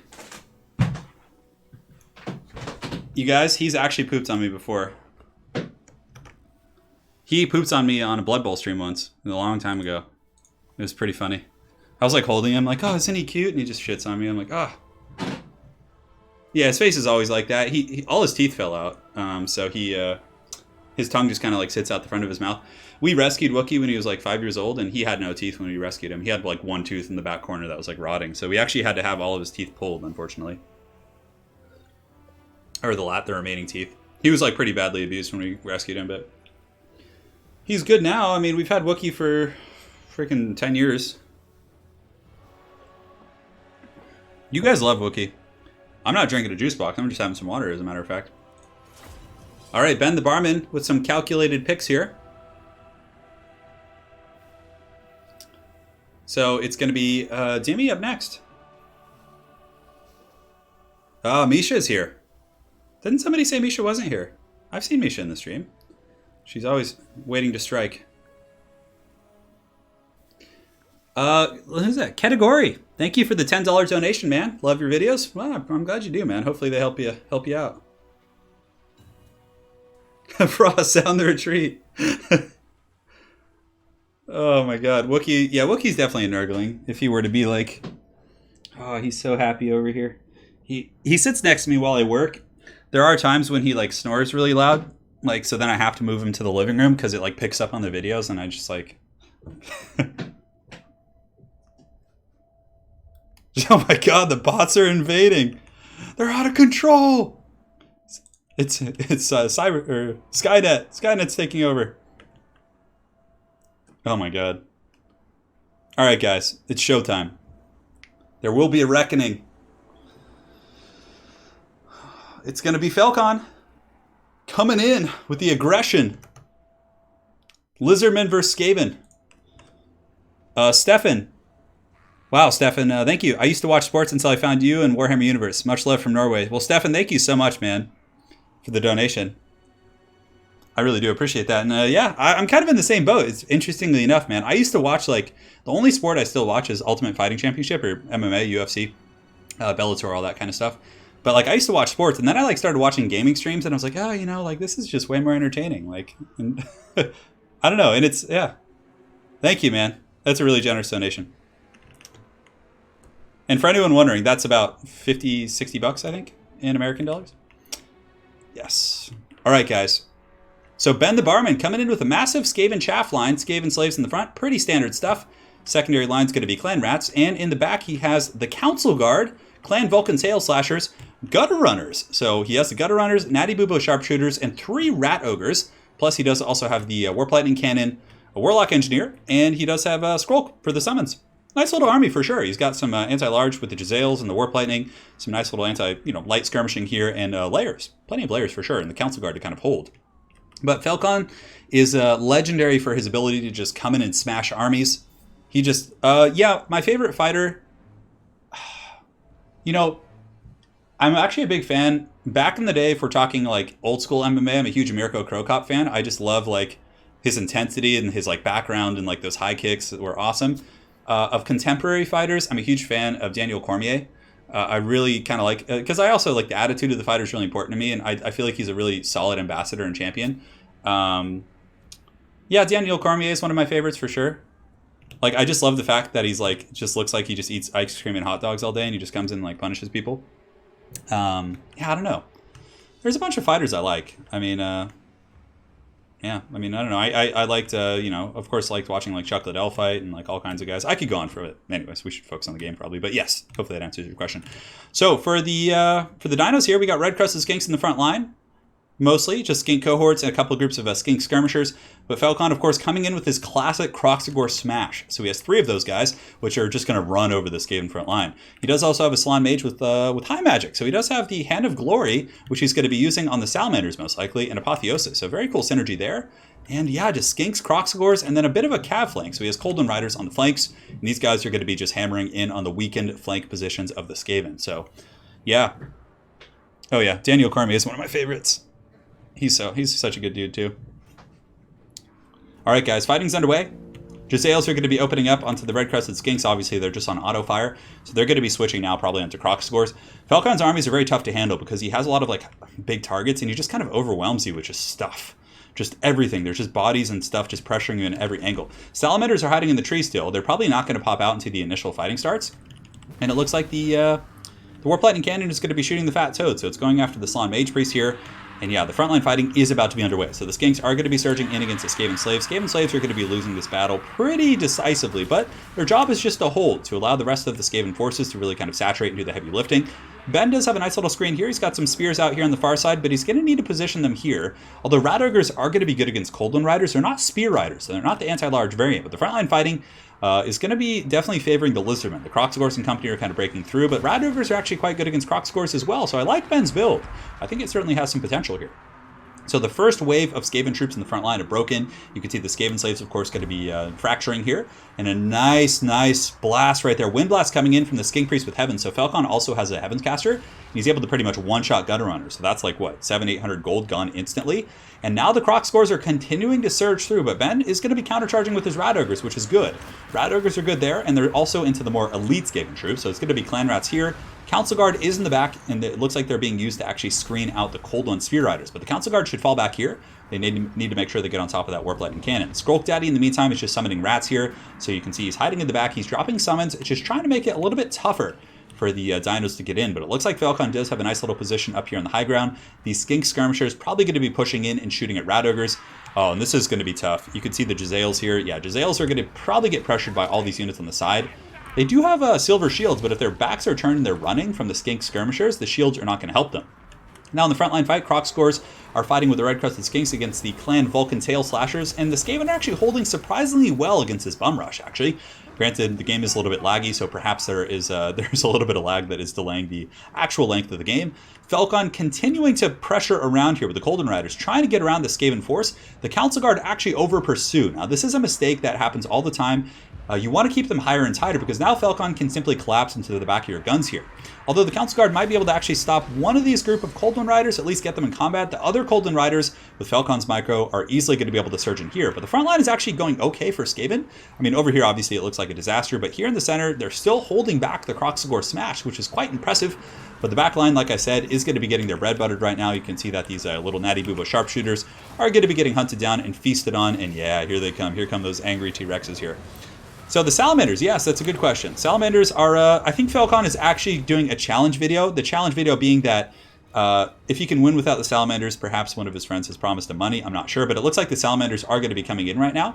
Yeah, I mean, it's only, you know, what? How much gold are Salamanders? Like 800, 900 or something like that? So those guys are going to be coming in. Here they go. The Skaven are holding relatively well in the back line, actually. The Coldland Riders getting pounded by the Rat Ogres and Council Guard. The Warp Lightning Cannon is still online, so very, very, well-played game here by both players. Ben is certainly putting up a great fight against a really, really good opponent here. And the bounce power, though, yeah, it's a little bit maybe in the favor of the Dinos, but not by much. The Rat Ogres here are getting some really good saturated combat against Kroxigors. The Clan Vulcan Tail Slashers have been holding for quite some time. Skrulk's also very healthy. He has lost his Warlock Engineer, but the Warlock Engineer, with all his stripped down abilities, only costs like 400 or 500 gold. It's really, really cheap. And the Kroxigors are able to get on top of the Warp Lightning Cannon, which I think may seal doom for the Skaven. I mean, they don't have too many strong units left. They have the Council Guard. The Warp Lightning Cannon crew actually fell back, so that was some good micro there. He was able to pull it back before they got killed. But the problem is there's a bunch of angry Skink Skirmishers with blow darts in the back who are just going to be blasting these guys. And yeah, Skaven have the Council Guard left. They got Skrulk. Over here they have Rat Ogres and the Clan Vulcan Tail Slashers still going in pretty deep. And I mean, if the Tail Slashers and the Rat Ogres can actually beat these Kroxigors back here and maybe then get on the Slann, maybe there's a chance they could get some good value there. But aside from that, the Dinos are collapsing on every angle. And the Warp Lightning Cannon crew is going to be getting killed by Skink Skirmishers. So that thing is pretty much going to be a non-factor here out of the picture. Council Guard are doing a very good job holding, but Red-Crested Skinks are quite cost-effective there. And even Skink cohorts, just with sheer numbers, should be able to prison shank those guys down. So yeah, we're going to see how this goes. In the meantime, the Slann Mage Priest with high magic is, he's holding. He's holding in there with his Croc Scores and Rat Ogres. This was actually a super close fight on this part of the battlefield. Ben's doing a very good job here. The Rat Ogres here, you know, obviously better against Croc Scores than Croc Scores are against them, but the Croc Scores did have the support of the Slann, who was perpetually casting Apotheosis on those guys. So the Skaven are going to be summoning Plague Monks. Lord Scroll going to be dropping some filthy rat summons, which is going to be very helpful for alleviating the center pocket. The problem is the Skaven don't have much anywhere else. They have a couple of clan rats up in the high ground. Falcon's forces are able to kind of sweep those guys off the battlefield. And the Salamanders, I'm not sure what they're doing. Okay, the Salamanders are just like running. I don't know if they're just doing laps on the battlefield here. Yeah, they're just kind of, yeah, who knows? They're just running around doing their thing, I guess. So Plague Monks on the low ground are going to be disintegrating because they are a summoned unit. Of course, summons have been nerfed recently. And the Council Guard are holding pretty firm, actually. These Council Guard are a very good unit, up to 63 kills, and they're going to be able to keep Skrulk alive, which is very important. But with that, you can see the bounce power is going to be massively ebbing in the favor of the Lizardmen, and looks like Falcone completed his challenge of winning the battle without using the Ancient Salamanders for anything. Granted, maybe they're going to run in and get a couple kills here, but I think these guys are just like the cheerleaders for the Lizardmen. I'm not sure. Yeah, I mean, they're coming in. They would have been pretty helpful. I mean, had the Salamanders been in the frontline fight, they would have melted the Rat Ogres very quickly, and that would have changed this fight over here. Would have helped a lot, but yeah, who knows. So Lord Skrulk is going to be slapping the Croc Scores up with his Contaminate, which is good. Council Guard are holding, giving him that Guardian effect, so Skrulk is going to be exponentially tankier. And a couple Clan Rats holding on the high ground, but they are going to be surged down by the Croc Scores with their beat sticks here. And Falcone does not need Salamanders. Salamanders need him. What are they doing? Look at them. They're just like hanging out. Is he like... He just says, let's go, champ. Okay. I don't know if there was like some inside joke these two had or something that I was missing out on. So Lord Skrulk and company is going to be holding firm with these filthy rats. Yes, get in there with your pitchforks and your prods and finish off those Croc Scores. Lizardmen, a very durable faction here, so they're going to be a tough cookie for it to crack, especially for these Skaven to come back. Yeah, Skaven have just the Council Guard and Skrulk. I mean, aside from that, there's nothing left. So once the Council Guard start to kind of break down here, Skrulk is probably going to break due to army losses. Council Guard have how many models left? It looks like, well, that was like one. They have 25. We get some close quarters combat. As you can see, Croc Scores just with their spanking paddles giving the business to these rats. You just see like entrails and just all kinds of sorts of stuff flying everywhere. Just the fat toad summoning incantations of the old ones. Skrulk he's a pretty durable dude though. He actually has 45 melee defense for like a caster lord. He's very, very stalwart. Council Guard down to 14 models. Skaven, what do they have on the battlefield? These Salamanders, I have no idea what this is. I have no idea what this is. They're just hanging out. 0 kills. Some Cold One Riders are going to be coming back from the Shadow Realm to charge in here. Council Guard holding. It's only a matter of time at this point. I'm surprised Ben's still in the game. That's going to be army losses there. And now it's just going to be the Lizardmen just mowing down the Council Guard. Council Guard did really good. I have to say, that was a great... And Ben put up a really good fight. Falcone is like one of the best players in the community, and Ben did a really good job that game. It was a good one. It was really good. So well played to those guys. And now, next up on our list, drop the GG. Falcone with the winky eye. I'm not sure what the plan is here. Where are these last rats? I know there's 2 of them left. Can we find them in the pits here? Oh, no, they got clubbed. And here we go. I think he forgot about the Salamanders, honestly, for most of the battle, and then at the end he realized he had them, but he just was kind of like, yeah, it's okay, just kind of leave him. So Falcone is going to go up 2-0 here. Well, not 2-0, but he now has 2, so he's tied with Mudkip for the current leader position. GG, Ben. Well played. All right, so next up we have, let me go to the scoreboard here. We got Dimmy G. Dimmy, get in here. It is time. And for the next map, we are going to be on, I'm going to do Zuhua Lake. I can't remember what this map looks like, actually. We'll do this one, that's fine.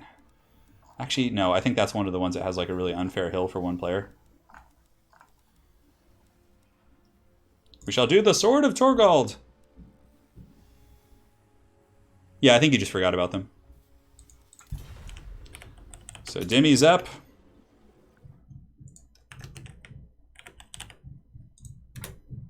Is he still here? Or did he have to go? I don't see him online. He is here. He rises. So Falcone with the pick and ban.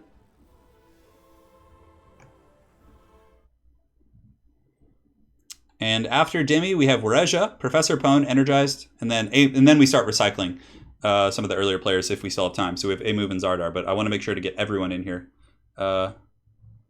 Yeah, we're making pretty good progress.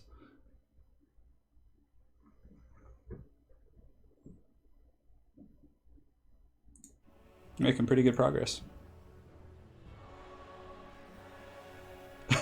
Oily wrenches, boys. A lot of work today. This is one man's way. Yeah, that's true.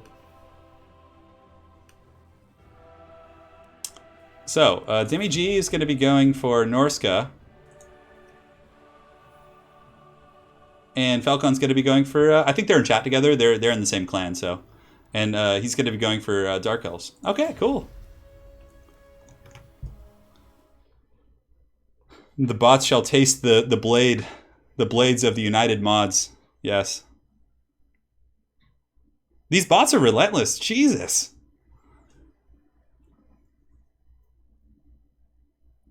Yeah, the winner plays until they're defeated. And at the end of the stream, whoever has the most consecutive wins is the winner of the stream. I'm just kind of playing with the format a little bit. Eventually, I will put some prize pool behind it. Unfortunately, I'm a little bit tight on cash right now. And yeah, so I'm just kind of experimenting with this. But yeah, if it's a popular format and people like it, yeah, I'll make these competitive. But I also kind of like to have it more casual too, so people try fun new builds in this format. So I don't know, we'll see. Hey, Fraser from Scotland. Hope you're doing well, man. Hope you're doing well. Was watching a stream and it was nonstop bots, huh? Says Michael. Yeah. the mods are like, hold. I honestly would recommend Vampire Coast for your first DLC, Patrick, because the campaign's super good, plus the faction is very fun. And they're really strong in multiplayer too, so it's like... Well, we'll see. We'll see. So, as far as Falcon's later opponents, Wareja also qualified for the Eternal Challenger League Grand Finals. A very good player there. And Professor Pone, Energized, a very good player as well.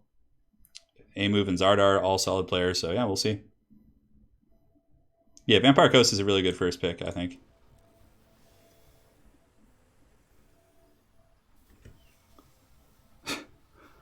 Hey, take care, Tiamat64. Eyes are closing. You got work in 6 hours. Man, get some rest, brother. Get some rest, man. You guys have seen Wookie twice this stream. He's been here. Oh, man. So Falcone has a bit of a meme he likes. He loves to play with Loki or Felhart, so... Look, Felcart. That's what he was waiting for this entire stream. Oh, man. I want to look at the armies. But we could probably take a look at the armies. These guys aren't going to stream snipe each other. Yeah, let's do it. So here's Demi's army. Looks pretty good. He's got champions, skin wolves, Falcons, Loki or Felhart, yes, of course. Shades, Blackguard. Ooh, this is going to be good. I'm excited for this one. Demi G making some final tweaks to the list here. Yeah, these guys are in chat together. They're clanmates. Like, I don't think they're going to stream snipe each other. So we can look at the armies here. Yeah, Tomb Kings is a really good DLC as well. But the Vampire Coast campaign is really cool because it's like over in 115 turns. It has some really cool events like fighting the other pirate lords and like the treasure hoards, and Pirate Cove mechanics are super fun.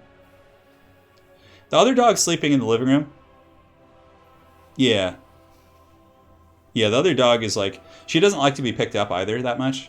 Gooby. Oh, maybe sometimes she does. Maybe I'll try and grab Gooby. Misha says, you will hold the line, mods. You will stand tall and proud. Every bot you slay shall add another inch to our wall around Turin's channel. That's some heavy metal shit. I love it. I love it. Likes for the brave mods who shall fall this day against the demons of Slanesh. Well, so if Falcone needs to win this game to claim the first spot on this King of the Hill.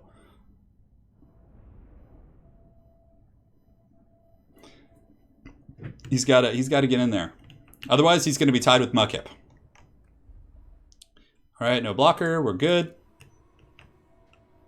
So the Undercities will take place without, even if you don't have the DLC, if I'm not mistaken, but you just can't like play as this Skaven.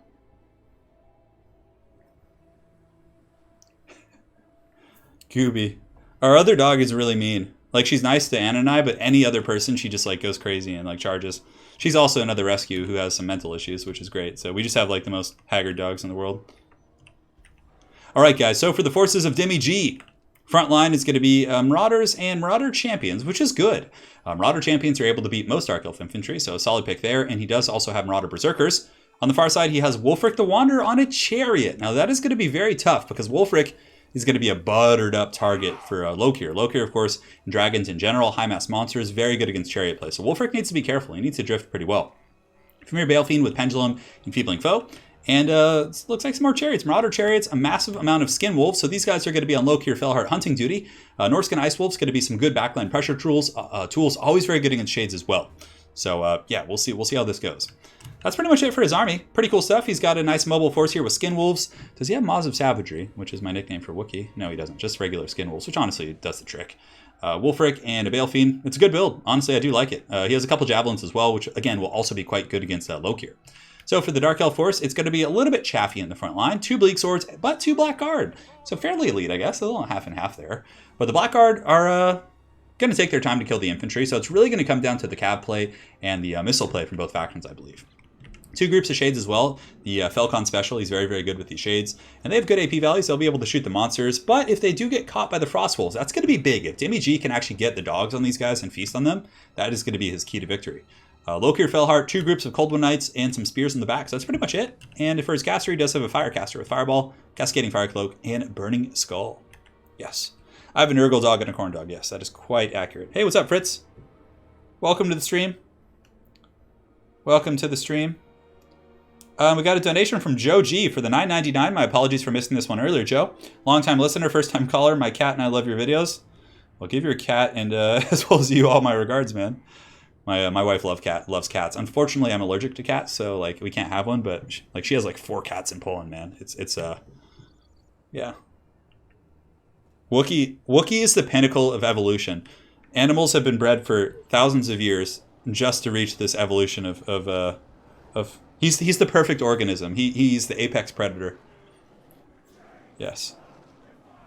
Yeah, this is a really fun matchup, though. I'm excited to see how this goes. Shades do have pretty good range. They have 130, so they're going to be able to outrange the Marauder Hunters with Javelins. But still, these guys must have some beastly-ass arms, like, to be able to throw those Javelins, like, 90 range. These guys work out for sure. So Norskins are going to be advancing. Dark Elf's going to be kind of chilling here because they do, of course, have the advantage of having the shades. Now, if Demi wanted to be super technical, he could like move over here, but it looks like Falcon's going to be rushing forward to meet him anyways. He's coming forward with the shades and everything, so Shade's going to be shooting at the Skin Wolves or the Berserkers. Both are good targets. Killing the Berserkers would certainly be pretty good because they have a lot of punch. It can certainly cause some problems in that spear line there. In the meantime, the Dragon thinking about charging here. Demi G needs to protect his Wulfric.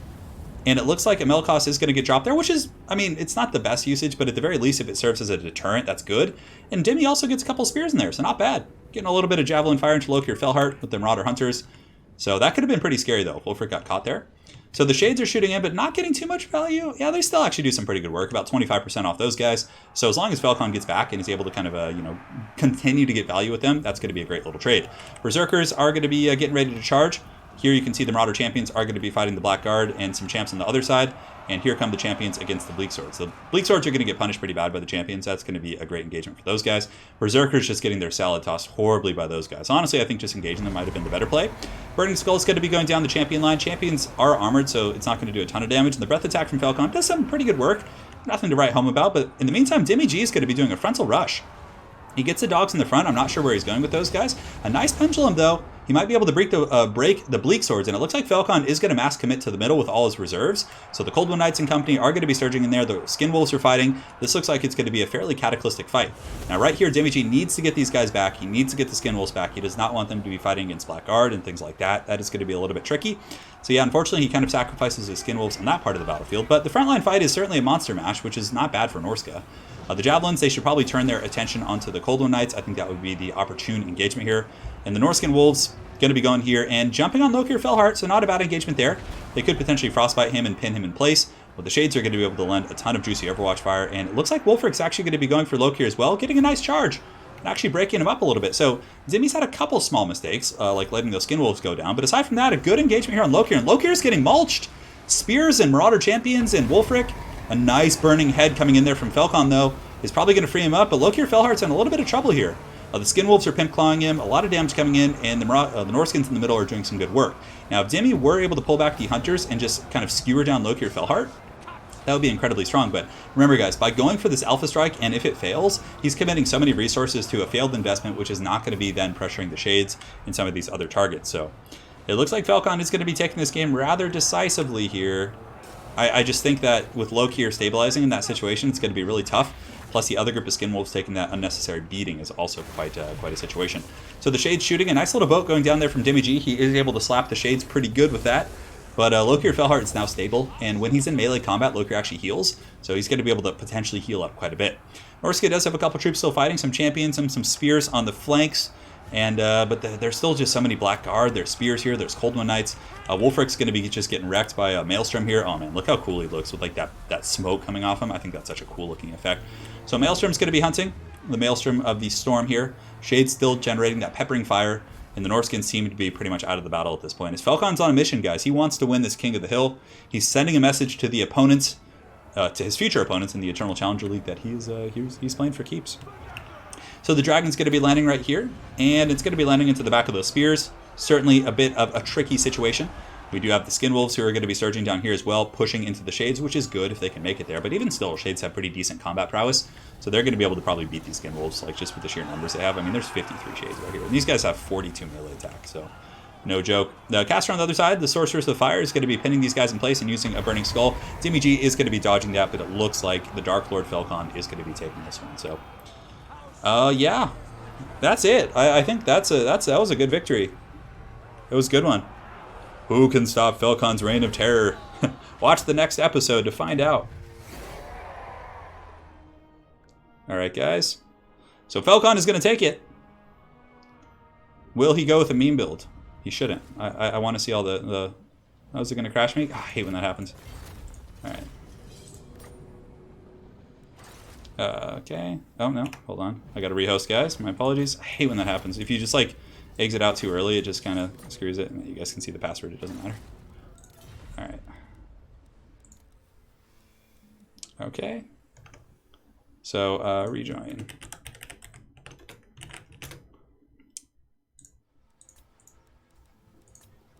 Okay. Cool. So now we have Falcone versus Warhammer.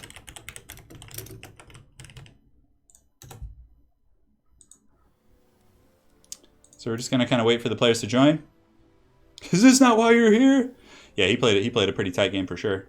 Next one we're gonna do yeah, classic map here. This is a good one.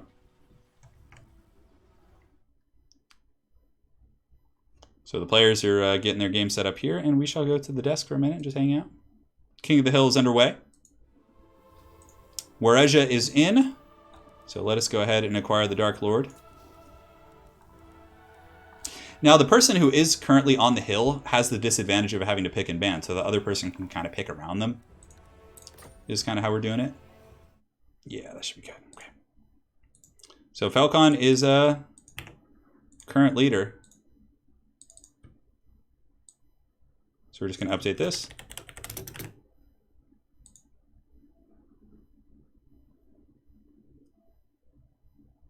I got the scoreboard updated. We are on point today. Hi. Hi there. My friend.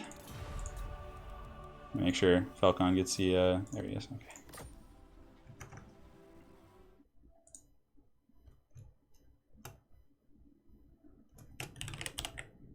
Tag him so he sees it. This is not a qualifier. No, this is just we're just having fun for, you know, just a casual stream. Getting some good games in there so you guys can see some cool builds. I have Carl's head floating above me. Yeah, I do. We need a Lord of Cheese to take down the champ. Well, we are using King's Cup rules, so they still have to follow the basic rules. So it isn't going to be like quite like that. Falcone is a Chad. All right. So yeah, he's firing up the game again. I think it crashed our game, so you just having to reset.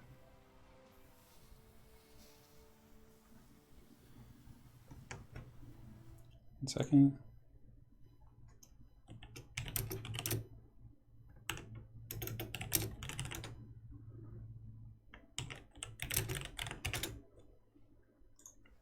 And he's here.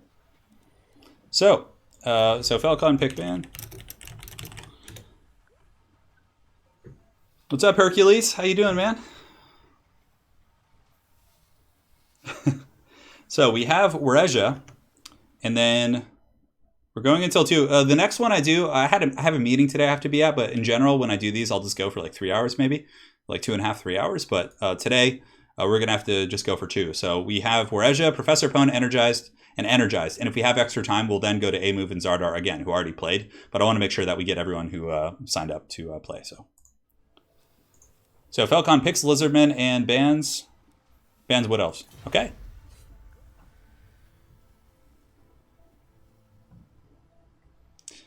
So Wareja would have to win this. And he would have to win this and then win the next 2 games to tie Falcon.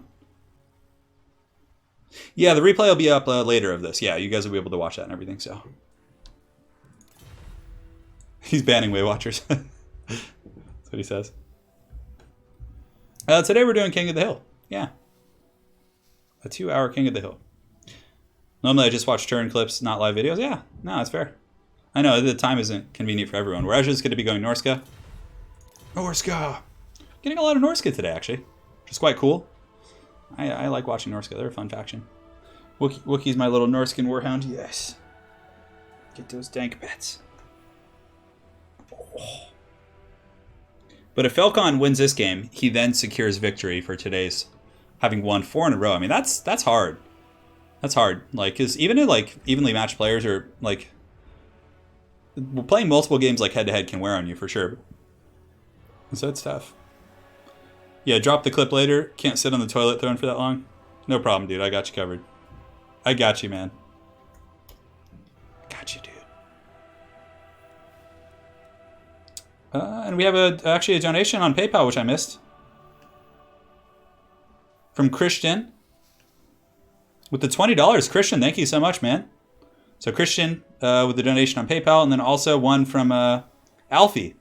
10 Great British Pounds. Thank you guys so much. My apologies for missing those. My notifications are a little bit screwed up since I was changing all the interface and stuff, so thank you, man. You guys are awesome. Falcon is certainly a goat. James, welcome. Welcome, welcome. Way Watchers and company. Let them know to start when ready. Yeah, I'm going to try and mix in more casual live streams. Like, the past couple days, I was just, like, banging out videos. But yeah, I figured, today just doing a live stream would be fun. I actually was playing a ton of Warhammer 40k. I played 2 games yesterday back to back. I went to my local store and we played in a league. It was really fun. I finally figured out the Death Guard army that I think is going to be my main kind of force. It's really strong. It's like a Mortarian list with a bunch of Forge World Dreadnoughts. It's pretty powerful.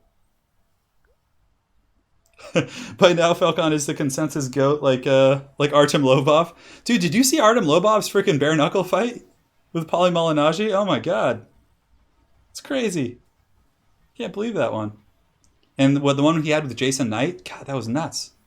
So for anyone who's like, I know a lot of you guys probably aren't into like martial arts, mixed MMA and things like that, but like if you look up bare knuckle boxing league, it's freaking insane. It's like it's so brutal. So they have that in the United States now. It's a pretty popular league. So Poly Malinaji just fought, and he was a two-time champion, Golden Gloves, like professional boxing. And he just fought like Artem Lobov, who was like a 500 fighter in the UFC, but like can take a beating like a champion. Man, that was fun. And then the bare knuckle fighting is like it's like, oh man, like a lot of those things that you probably don't like in MMA, like techniques people use in boxing and MMA, like the Philly show where they kind of are just like you don't get away with that shit in bare knuckle because like any scrape of a punch will like cut your face up. Yeah, it's crazy. All right, it's showtime. Good luck to Wareja and Falcon. Italian Spartacus says the salmon of San Capistrano beckon. Thank you, man. Have you considered doing an up-to-date faction review of each faction? Yeah, I thought about it. It's a little bit tricky, Daddy Scarab, because the thing for me is, like when I do heavily edited videos, like clicking hurts my hand a lot. So like editing is like just tons of clicking over the course of like 3 to 4 hours. It's a little bit hard for me to get that content out without affecting my other content schedule. So, Yeah, Dimmy, I agree, dude. I agree. It was great. Well, Falcone did play Lotus Moon in the first Eternal Challenger League Grand Finals, and it was a best of 3 series, and Falcone won 2-1. It was super close. I don't know if I've heard of Burmese boxing before. Headbutting is a legal strategy there? Jesus. Oh, God. I've been headbutted before, and it's like one of the worst things ever. Oh, God. Like, so I got headbutted once in jiu-jitsu class. It was an accident, but the guy was like spinning and he headbutted me right in the nose, and it was like, it blinds you, makes your eyes water. Like, it was horrible. It was horrible, and like, it bruised, my face was all bruised up from it. Like, oh, God, it was terrible. But then another time I got headbutted is I was with Lady Turin in Poland, and and I was like, she wanted to like mess around and learn some jiu-jitsu stuff, so I was showing her like basic arm bars and head and arm chokes and also like you know, the guard and how to, you know, all that kind of stuff, and she headbutted me like on like right in the face. Oh my God, it was brutal, and I was like, damn. I was like, they don't mess around here. Yeah. It was an accident, of course, but man, I was it dazes you. Like, it's headbutts are brutal, man. Yeah, Vampire Counts are definitely still a strong faction. I would say they're like not as strong as Vampire Coast, but they're still really good. All right, guys, we're in the match. Screen blocker's gone. Yes, good. It's going to be Warhammer on Norska with the front line of Berserkers, secondary line of Spears, Norscan Ice Trolls coming in. Very, very susceptible to Skink Skirmish Fire. Salamanders wreck these guys. There's a lot of hard counters for these guys on the Dino roster, so a bit of an interesting pick there, but we'll see how it works out.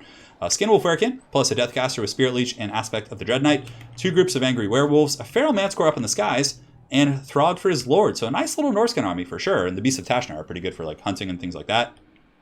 And for the army of Falcon, it's going to be elite. So he's got Saurus, he's got Temple Guard, and yeah, that is going to be a meaty, thick army here. It's going to be tough to kill. A little bit laggy, unfortunately, so I think one of the players here might have some, maybe having trouble connecting, but it looks like it's good now. So Temple Guard here, he does have a Salon Mage Priest with the Lore of Light. So yeah, this is like the old school Falcon classic, going with Temple Guard and Saurus and using Barona's Time Warp to just make them into linebackers, which, the Temple Guard are going to annihilate Berserkers. I don't know what this Norscan army has that can deal with the armor in the front line. It's going to be hard. 2 groups of cohorts, Spears in the back, and up in the skies, he does have the Pterodons, Powhawk to Sentinels, plus a Skink Chief to snipe out casters.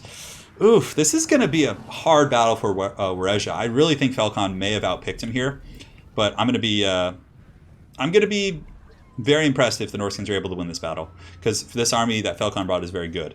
For Norska to beat something like this, you need like a little bit more like Marauder Champions with great weapons, Famir, Pendulums, bringing Fated Buna to kill the Temple Guard. He doesn't have any of that, so I think it's going to be hard.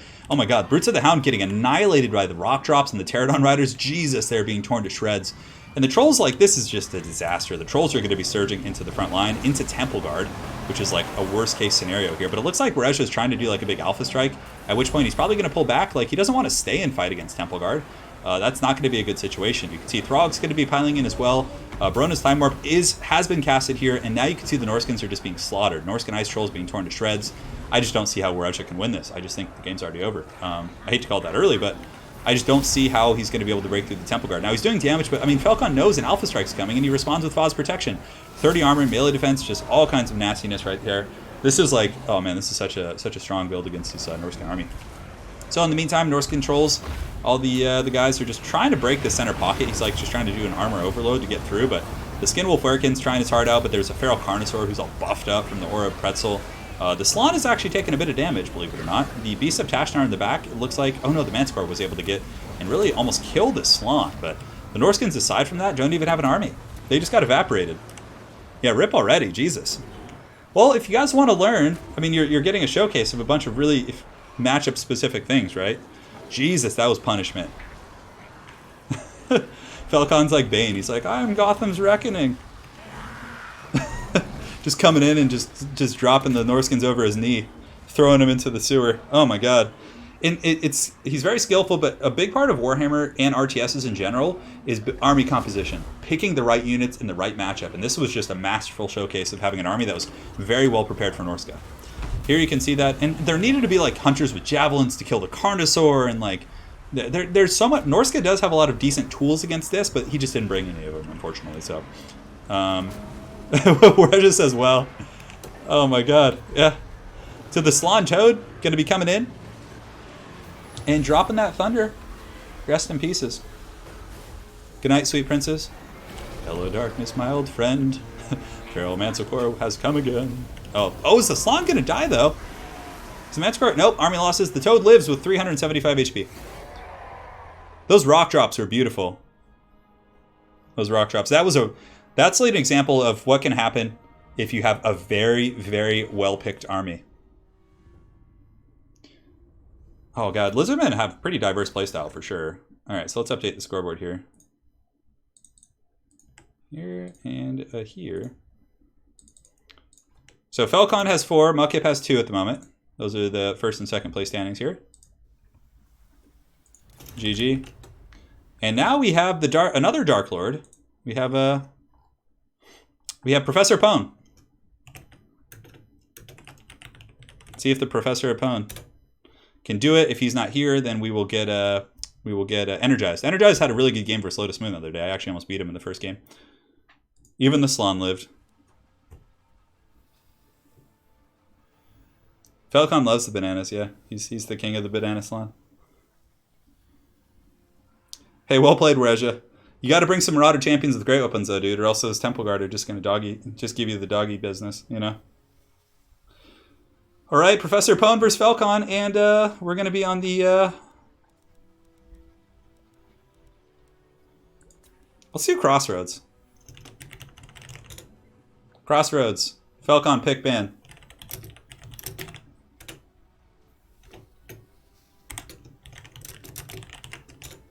Last 2 games.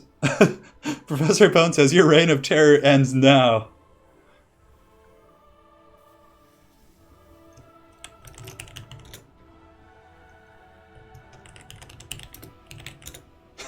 Falcon says, I can't see the terrain.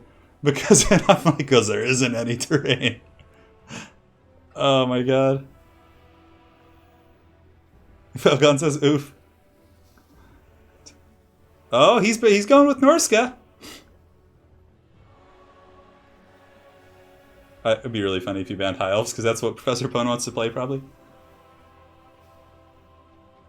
Who's he going to ban? Professor Pone mains 2 factions. I'm not going to say it, in case he's listening. Oh, Coaster counts. Oh, he banned... let's see.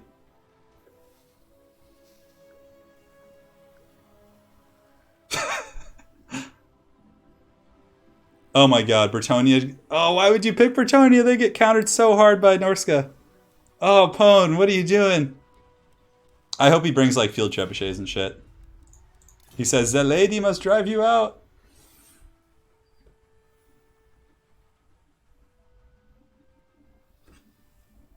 Oh my god.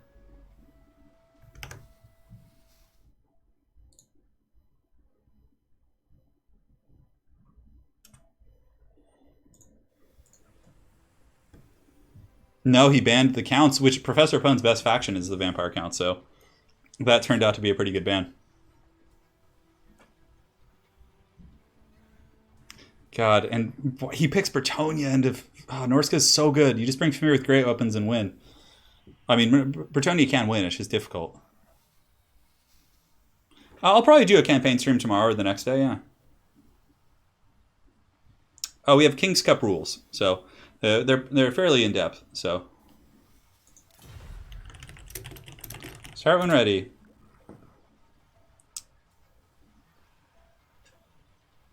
This is going to be potentially another painful one, unless Falcon does something funny. I hope he doesn't, though. I like to see competitive games. Like, you know. Like, that's what I like to focus on my channel. Memes are fun and all every now and then, or like 1 or 2 meme units, but like going with a full meme build, kind of. Grab your pitchforks. Is Pone... No, Pone is just a hero of the people. You know, I think to beat Falcon, Pone is going to have to go with like something super over the top. Like 4 field trebuchets and like 2 hippogriff knights and just something like that. I don't know. We'll see. So we have one more game after this, because again, I do have to end. So we have Energized coming up. Let me tell him he's on deck.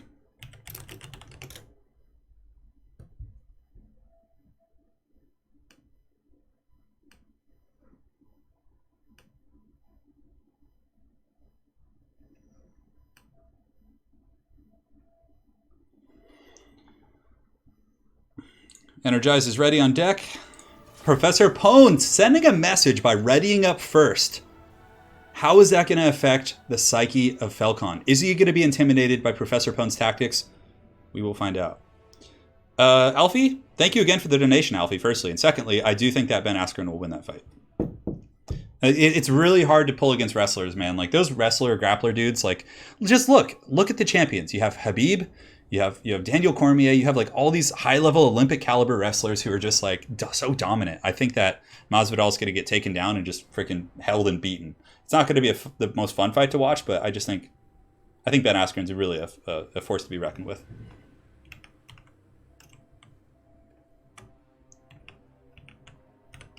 All right. So what the hell is this? What the hell is this Bretonnian army? Hold on. Okay, I'm just making sure the screen blocker's not up. All right, so, oh my god. Grail Knights and Questing Knights. So he's got Grail Knights. Somebody in chat wanted Grail Knights, and he does also have Questing Knights. Now, normally Bretonnia has like Knights of the Realm and things like that, but in this case, Falcon's going with the double Dragon build, the double Frost, and now like Bretonnia's like, oh shit, we don't have anything to kill those really. So it's going to be a little bit scary. Granted, he does have Paladin and Lewin, so he's not, it's going to be a fight. Paladin and Lewin might be able to win that with healing. So we do also have the Holy Wardens, Battle Pilgrims across the entire core, which aren't bad here. We got Peasant Archers in the back, which are going to give some decent overwatch against the Dragons and the Marauder Horsemen. And last but not least, we have the Questing Knights, Grail Guardians, the Beast Slayers, Bastion, just Men at Arms, a Damsel with Life, Lewin, and a Paladin up in the skies. So the fat, erect lance formation coming out here for the Bretonnians. Definitely like it. It's going to be fun. Yeah, I think, though, Demi, had that fight kept going, I think that Ben Askren would have won eventually. Yeah. It was, I don't know. It's hard to say, though. Robbie Lawler's a monster, so, I don't know. And for the Norskins, we got the Marauder Horseman core, and there's also going to be some Miststalkers, the Falcon. This is like his symbol of impending doom that he puts down before he slays his opponents here. Miststalkers, Famir Warriors. He does also have Marauders, Chaos Marauders. And for once, I think the Battle Pilgrims are actually going to be in a favorable engagement. Not once, they're actually pretty decent. Famir Balefiend with Enfeebling Foe, Pendulum, and Wolfric on a Mammoth. So just the triple big, thick monster build. Yeah, Pone's got a good build. They both have good builds. It's going to be just a micro thing, really. I mean, I think either of these factions could win this. There's no Famir with Great Weapons, which are one of the hardest counters against Bretonnia. So, like, think about it. A Famir with Great Weapons could, like, beat everything on the side of the field, except maybe the Halberds. Like, they would beat the Knights, they'd beat the Infantry. But Falcon, of course, loves his Dragons. So he, some of the first times I played Falcon, he was using Frostworms against me. And I was, like, one of the first times I'd seen Frostworms aside. Like, it was when Famir were, like, just the cream of the crop. You weren't seeing, like, anything else. Yeah. So, we'll see. We will see. Hey, Lucas from the Czech Republic. Hope you're doing well, man. So, Pone doesn't want to go in here balls deep because the Marauder Horsemen with throwing axes will be able to really punish Lewin. So he doesn't want to take that fight until he absolutely has to. He could pressure with some other knights if he wants to, but I think just taking the safe, slow fight with your infantry. Oh, no. What are you doing, Pone? No. No. Get the damsel out of there. The damsel's in distress. So the damsel's in a little bit of trouble. Falcon goes in with a dragon. Ooh, that's not good. I mean, maybe if she terrifies off. Peasant Archers are going to unleash some decent fire here, so at the very least he's getting some damage on the Marauders. Pone a little bit slow on the draw with King Lewin and the Paladin. Maybe a little bit intimidated by Falcon's Circle of Doom that he made. But okay, so the Archers are getting some value back. The Damsel's pretty much broken, probably going to be dying to the Dragons here. So Lewin and the Paladin need to kind of counter-strike here. And it looks like there are some Famir, actually, so he does have the Miststalkers. Miststalkers are going to be taking a huge charge here. The Questing Knights. Questing Knights are going to be good versus those guys. They, of course, have good AP, so that's a nice engagement for Pone. But the Damsel, if she comes back, I think Pone will be okay. If the Damsel comes back and is able to get a couple of heals off, I think everything will be okay in the world. Good engagement over here for the Bretonnians. We have the Questing Knights on the Miststalkers, which is good. And now we have this monster fight. So the Paladin's just getting shreked by the Dragons, like, just absolutely destroyed. The Damsel's back, and she's going to be overcasting a heal right here. And Stand Your Ground does go down. Hunter of Champions also on the Paladin, but he is getting healed up with that Earthblood. And a lot of Bretonnian fire coming in. Bretonnia is actually clawing their way back into this. And the Damsel gets a heal off before she breaks, which is quite huge. And the Grail Knights are going to be charging in, which is going to give really good sustained combat versus a lot of these troops here. And Wolfric's actually going down, the Sword of Corone. Doing so much work here, but a very nice pirate ship in the back by Falcon. He is able to punish those peasant bowmen, but are they going to keep fighting? It looks like it. So King Lewin is in a duel with Wolfric. Grail Knights are in here. The Paladin giving Guardian. I think the Damsel, if the Damsel can come back and get more heals on Lewin, he might be in okay shape. But that, ooh man, Wulfric's turning it around here, and the other dragon's going to be coming back in. Grail Knight's coming in, so the damsel situation actually ended up not being as bad as it could have been. Lewin is broken now, and he's pinned in, so I think this may be game blouses here. But, I mean, he got Wulfric very, very low. I mean, if he could maybe kill Wulfric, Lewin gets regrowth. Okay, he might stabilize here. If he doesn't shatter, if he's able to come back from the heals. Quest Knights on the far side actually got pounded by the Miststalkers, believe it or not. I actually thought they would do much better there. Battle Pilgrims are winning this fight. Grail Knights in sustained combat are grinding it out. Lewin is actually probably going to come back and be a threat. He's stabilizing now. The heals are going off. The Grail Knights are pulling back. Man, if only these were like Knights of the Realm or something, he would be in a pretty good little situation. The bounce power is pretty heavily in Falcon's favor. Granted, it feels like it was not as bad as it looks. Grail Knight's pulling back. Oh, that's not good, though. Man, the fact that the dragon got up in the sky and chased off Lewin. Now, if Pone is able to get some peasant archers to poison this dragon and slow it down and allow Lewin to get away a little bit, that might be enough to actually allow Lewin to come back. So back in the main fight, we do have the Paladin who's cycle charging. Wulfric is actually going down. Quested Knights charging back in as well. And Battle Pilgrims and Holy Wardens are going to keep fighting. Bounce Power actually ebbing a little bit back towards the middle. But it really comes down to, can Lewin come back? If Lewin comes back, he could probably maybe beat this dragon. That's the biggest thing. So Falcon with the veteran play, I mean, had Lewin come back, it would have been a close game again. So back down in the pits, we do have Wulfric getting very, very low. The Bretonnians with a bit of a resurgence here. They do, of course, have the Grail Relic, which is going to be giving that immune to Psych to everyone, so there's going to be no terror routing. The Grail Knights are fighting well. Good breath attack coming in from Falcon. Paladin's probably going to be going in to try and polish off Wulfric, or go after the dragon. That's not a bad idea either. Now, in the distance, so Lewin is he faster? He's actually slowed by the chilling aura, so the dragon is able to catch him. Yeah. Bretonnia put up a good fight, honestly. This was ended up being a good battle, despite a couple mistakes in the beginning. The Paladin is going after the Frostworm here. Man, well played. Yeah, I gotta say well played to Pone. I mean, he almost killed everything. Wulfric's almost dead. Frostworm's almost dead. The Bretonnians are actually pretty healthy here in the core. The biggest issue for them is just the leadership department. Again, if Lewin was still fighting right now, I think it would be a close game. But the fact that Lewin did get broken off the battlefield, pretty rough. The Paladin and the Knights are going to be charging in. Wulfric has 1,000 HP. The dragon here is wavering, and the Bretonnians are like holding firm in this pocket. That Grail Reliquary is just kind of keeping those guys going. Wulfric's wavering here. He's got 400 HP. Is he going to go down here? And the other dragon is broken. I'm surprised the bounce power is so heavily in the favor of the Norskins at this point. Like, they just lost Wulfric and a dragon. I mean, I guess they don't have too much left. Just Battle Pilgrims, Men-at-Arms. Like, the polearms aren't really there. They need to finish off Wulfric, though. Those Knights need to just go butter his bread. And the Paladin needs to pull back up into the sky if he can. Although it looks like it maybe finish off the other Frostworm because it's going to come back for a breath attack. That actually looks like it should be a lot closer than it is. But the bounce power, I suppose it's because there's another healthy dragon over there. I think that's why it's doing that. The Knights of Bretonnia are going to chase down Wulfric and break him. 127 HP. Very good stuff there. I have to say, that was a really good game. That ended up being really good. Man. Yeah, that was a close one, actually. Lewin getting chased off was huge. So that play Falcon made was incredibly substantial because at the end, the Paladin actually like basically killed Wulfric, killed the other dragon. They were holding against what was left of Norska. That was a good game. Well played to those guys. Well played. Almost ready. All right, guys. So we're in the last game of the day. Falcon is up in this King of the Hill series. He's got 5 wins. Undefeated so far. Hold on. And let's go ahead and update this. Sorry, I was getting a call in Discord. Update this. Now we have the last game of the day. So it's going to be versus Energized. Energized is a very, very solid tournament player. However, he cannot win the King of the Hill, but he can send a message by dethroning Falcon if he's able to take this one. And Energized is ready to go. And let us fight on Alpine Ridge. Alpine Ridge is a fun map. So Falcon, pick and ban. And let's see what he can bring out. Energized, of course, had a very good game against Lotus Moon the other day, in which he almost won the first game. Very, very good Lizardman play. And Falcon may stay with Norska. It's hard to say. Hey, Pone, I have to say, Pone, you did a really good job, man. That was an incredibly close game, so good work to you. Like, if Lewin had been able to not get if he hadn't been chased off by the dragon, I do think that you could have been able to contend and potentially win that game. But him being chased off, I mean, Falcon's instincts for competitive players so good. He saw Lewin flying, he's like, I gotta get that. He's gonna heal, he's gonna come back, he's gonna win the battle if I don't chase him. So Falcon chased with the dragon, which was his winning move, for sure. Even the damsel thing, it didn't really matter that you screwed up with the damsel because it survived and came back and healed, which was great. So Falcon is going to pick Avalorn. which is one of his favorites because he likes using Treekin in the front line and Dryads and then Sisters in the secondary line, and he bans Lizardmen. And Energized says, damn you. He's like, damn you. Because that's his main, is Lizardmen. Oh my god, that's so funny. But Energized could pick Vampire Coast here. Mortars are quite good against Sisters.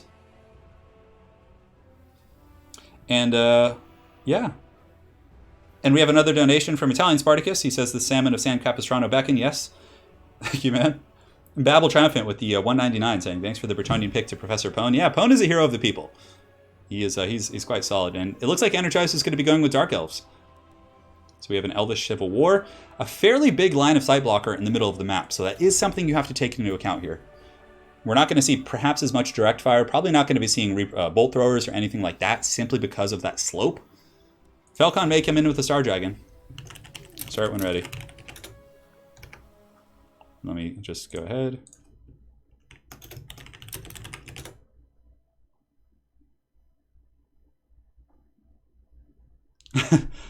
Oh man, that's funny.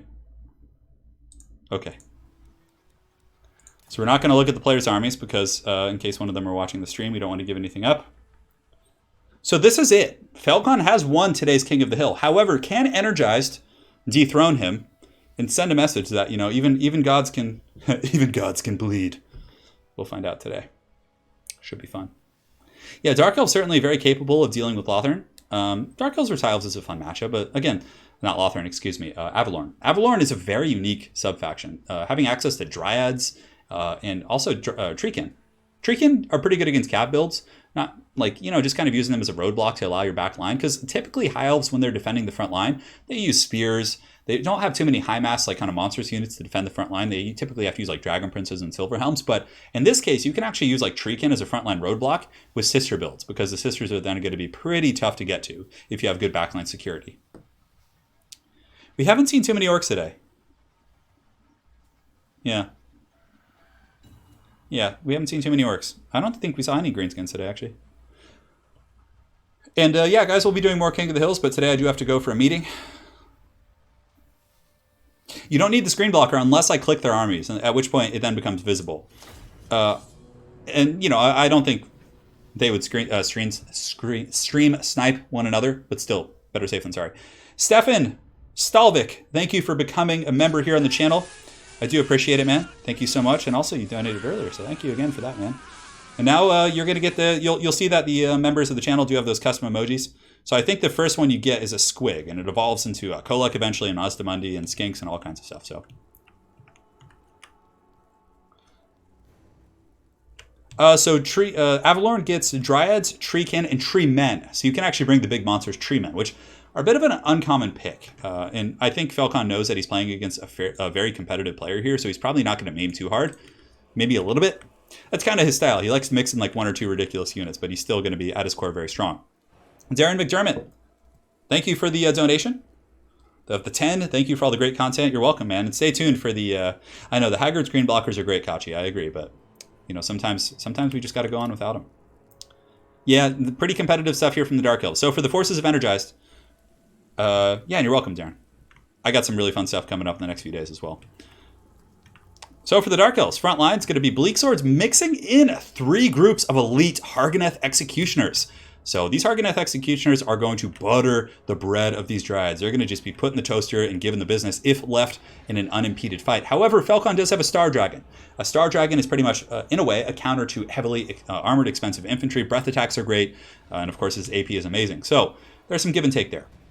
2 Bleak Swords on the periphery of the formation, Slaanesha's Harvesters, and 2 groups of Coldwood Knights. Coldwood Knights, of course. Oh no, it's not Coldwood Knights. It's going to be Knights of the Ebon Claw.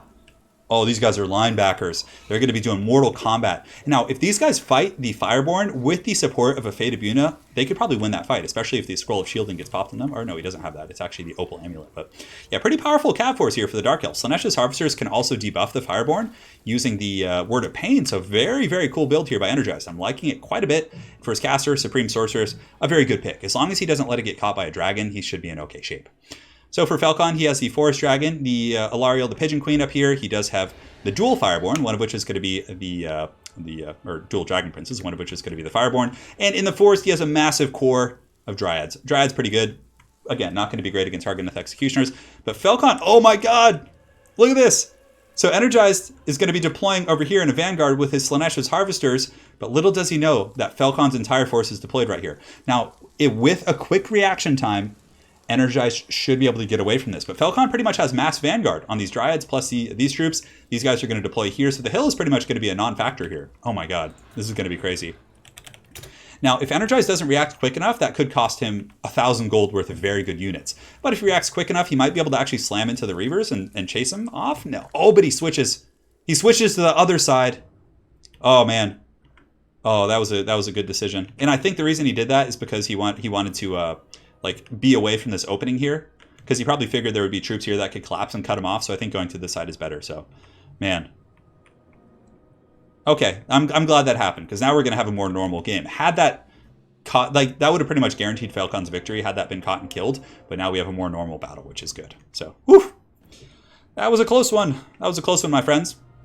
So, the Supreme Sorceress and company, they're just like, where the hell are these elves? Let us advance up on the hill.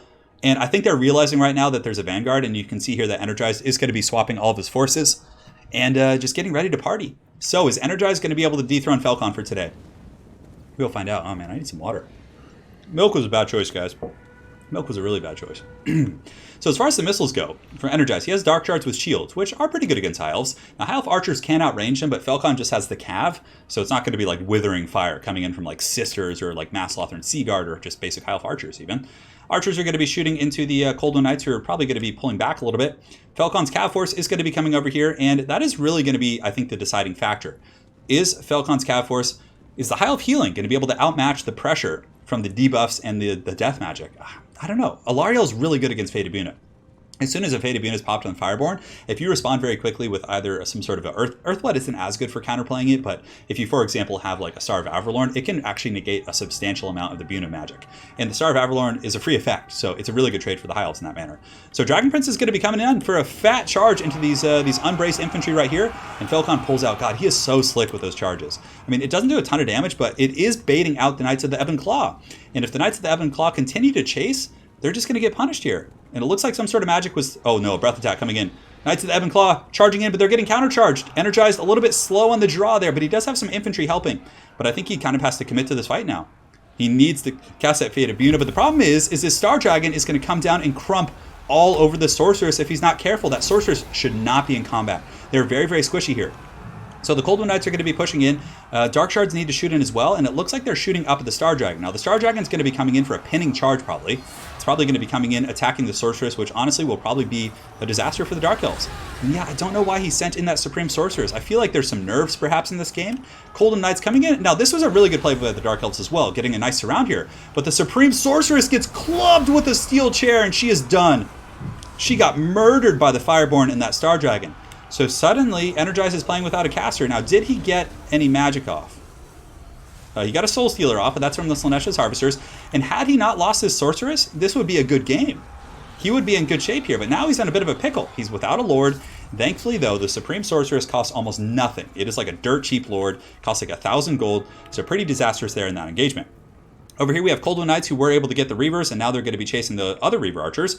And the Harganeth Executioners have won their fight quite handily over here. So if Energized can stabilize here, maybe get some good Dark Shard fire, some punishing work on those guys, he might be able to come back in this game. It's going to be extremely tough with a healthy Star Dragon. And also Falcon's forces are coming over here, and they're going to be getting into that back line. And a very good Star of Averlorn. It looks like instead of going over here, Falcon is going to continue to try and win this engagement, and I think he is going to. 2 Dragon Princes will be able to hammer out those Harvesters pretty easily. Now, Cold One Knights here are going to be chasing, but Falcon doesn't need to take this engagement. Have the Dryads pull them back into the forest, which is good. I mean, just run them in circles. You're faster. 36 speed against 31 on the Elite Infantry, and now he's going to be taking the fight. So the Dryads are finally caught. They're all going to get killed and pushed off the battlefield. It is just a shame that Energized failed that initial engagement. Had he gotten Fate Abuna off and kept his Sorcerers back by the Dark Shards, he could have won that fight maybe. It would have been a much better fight because a Fate Abuna would have just put one of these guys pretty much down to the range of being insignificant. So Fireborn here are able to crump all over the Slaanesha's Harvesters. In the back, the Reaver Archers are able to get on top of the Dark Shards, and the Dryads are going to kill the other Dark Shards. That is pretty much game blouses. Now, there are a fair amount of Elite Infantry left, but nothing a Star Dragon cannot handle. So yeah, you can see these guys are going to be doing their thing. Pulling back. Dryads just getting chased off. Now, there were so many things that went well for Energized. It was just that little misplay that cost them so much. It was really a shame. I mean, because his build was good. He had the tools he needed to potentially win this engagement. So over here we have the Dark Shards with shields, going to be trying to fight, but yeah, they're just going to get hunted down. They're just going to be chased off. And at this point, Energized can camp in the forest with his elite troops and try and fight there. And there is a case to be made that the Harganeth Executioners might be able to win. Yeah, I don't know. It's hard to say. So here we go. Cav are coming in. The Fireborn coming in with the steel chairs. Oh, are they going to get there? Are they going to get there? They're chasing them. There are some Slanesh's Harvesters here who could potentially help, but Slanesh has forsaken these guys today, that's for sure.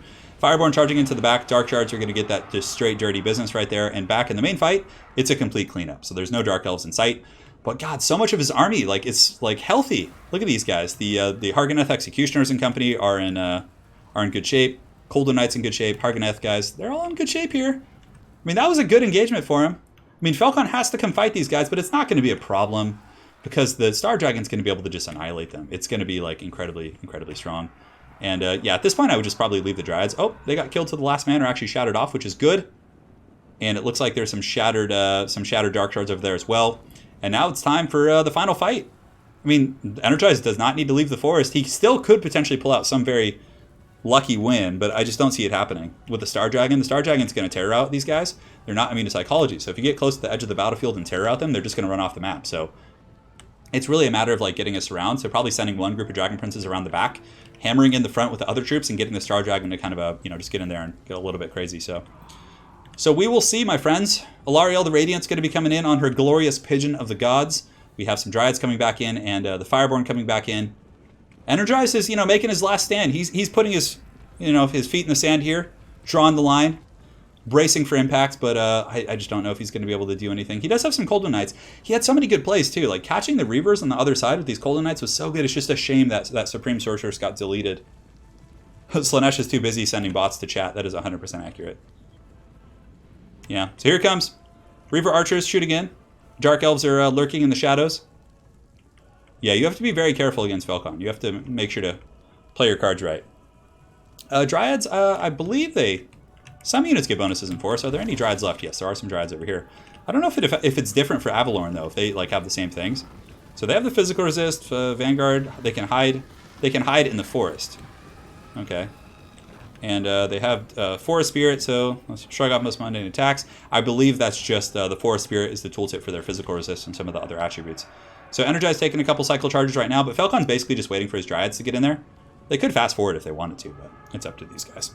They do get the fire weakness. Yeah, Dryads are weak to fire, but there's no fire damage coming in from this force here. Falcon's just like sitting point blank, just shooting arrows into these guys, which is hilarious.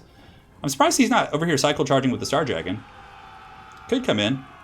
Reaver Archers just lurking in the front, and now the High Elves, or Avalorn I should say, are going to be advancing. And here we go. It is time. The final battle for Middle-earth is underway here. Star Dragon, I wonder if there's any breath attacks left. It does have the Boon of Isha from Alarielle, which does give it magic damage, which is not pertinent against any of these troops, but against like Slanesh's Harvesters and Witch Elves it is. So it's a pretty good pick there. It does also give immunity to psychology, if I'm not mistaken, to nearby troops. Again, no terror here for the Dark Elves left, so there's not going to be too much of a factor there. Now, does the Dragon have a breath attack? That is a pretty big question here. Yeah, he's probably just waiting for the Dryads to get there so he can have them kind of tank the frontline fight. I mean, there still is a chance for the Dark Elves. There still is a chance. I'm glad you like the thumbnails, Nicholas. Yeah, they're one of my favorite things to do. And a first breath attack coming in, and oh god, oh the humanity! It roasts those Harganeth Executioners. Those guys just got spit roasted. They got put on a hog roaster and just spun there. So the first charge coming in from the princes into the forest. It is a forest charge, which penalizes large units, but Falcon's going to pull back. And at this point, he's going to pull in with the Star Dragon. Oh, and he has the Star of Avalorn too. Oh, and it's healing the Star Dragon. Oh, the humanity. The humanity. And that's probably going to be a shake and break here for the Coldman Knights, like, and a terror route for everyone else. The rear charge, army losses, that's it. Falcone with the collapsing charge. So, guys, I'm 20 minutes late for my meeting. My apologies to those waiting for me. And that's going to be it. So the Dark Lord himself, Falcone, second place in the Everchosen, in a very close series with Talaxla and Soothsayer. I'm sure they'll be running that back at some point. First place in last season's Eternal Challenger League, and he's qualified for this season. He is certainly one of the best players in the community, and he has showed us today just why he is. So winning 6 games in a row, Falcone will be coming in. God damn, what a series. Building up the legend. So guys, I just want to say, there we go.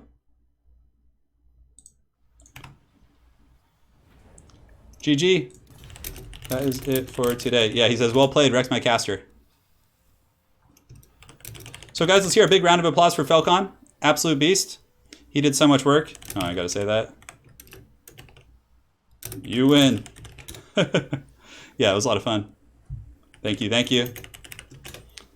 All right, guys, so that's it for today. We're gonna be wrapping up here rather quickly because I got places to be. But let's go ahead and go back to the desk and read out the donations as the final thank you of the day. Darren McDermott, Stefan, now member of the channel, Babel Triumphant, Italian Spartacus, the Great, Joe G, Stefan Astalvik, Category, Magnum Knights, and Johnny Dingles. I don't know why that's such an awesome name. Luca Bakar, Babel Triumphant, and Andrew. Sorry, I thought it was Andre for a second. We also have a couple donations on the PayPal from Christian and Alfie. So thank you guys so much for joining today. You guys rock. We'll be doing more King of the Hills and fun streams like this. I'm going to be trying to mix up more, here and there. We're having a good time. Drop a like before you leave, and we'll see you guys in the next couple days. Cheers.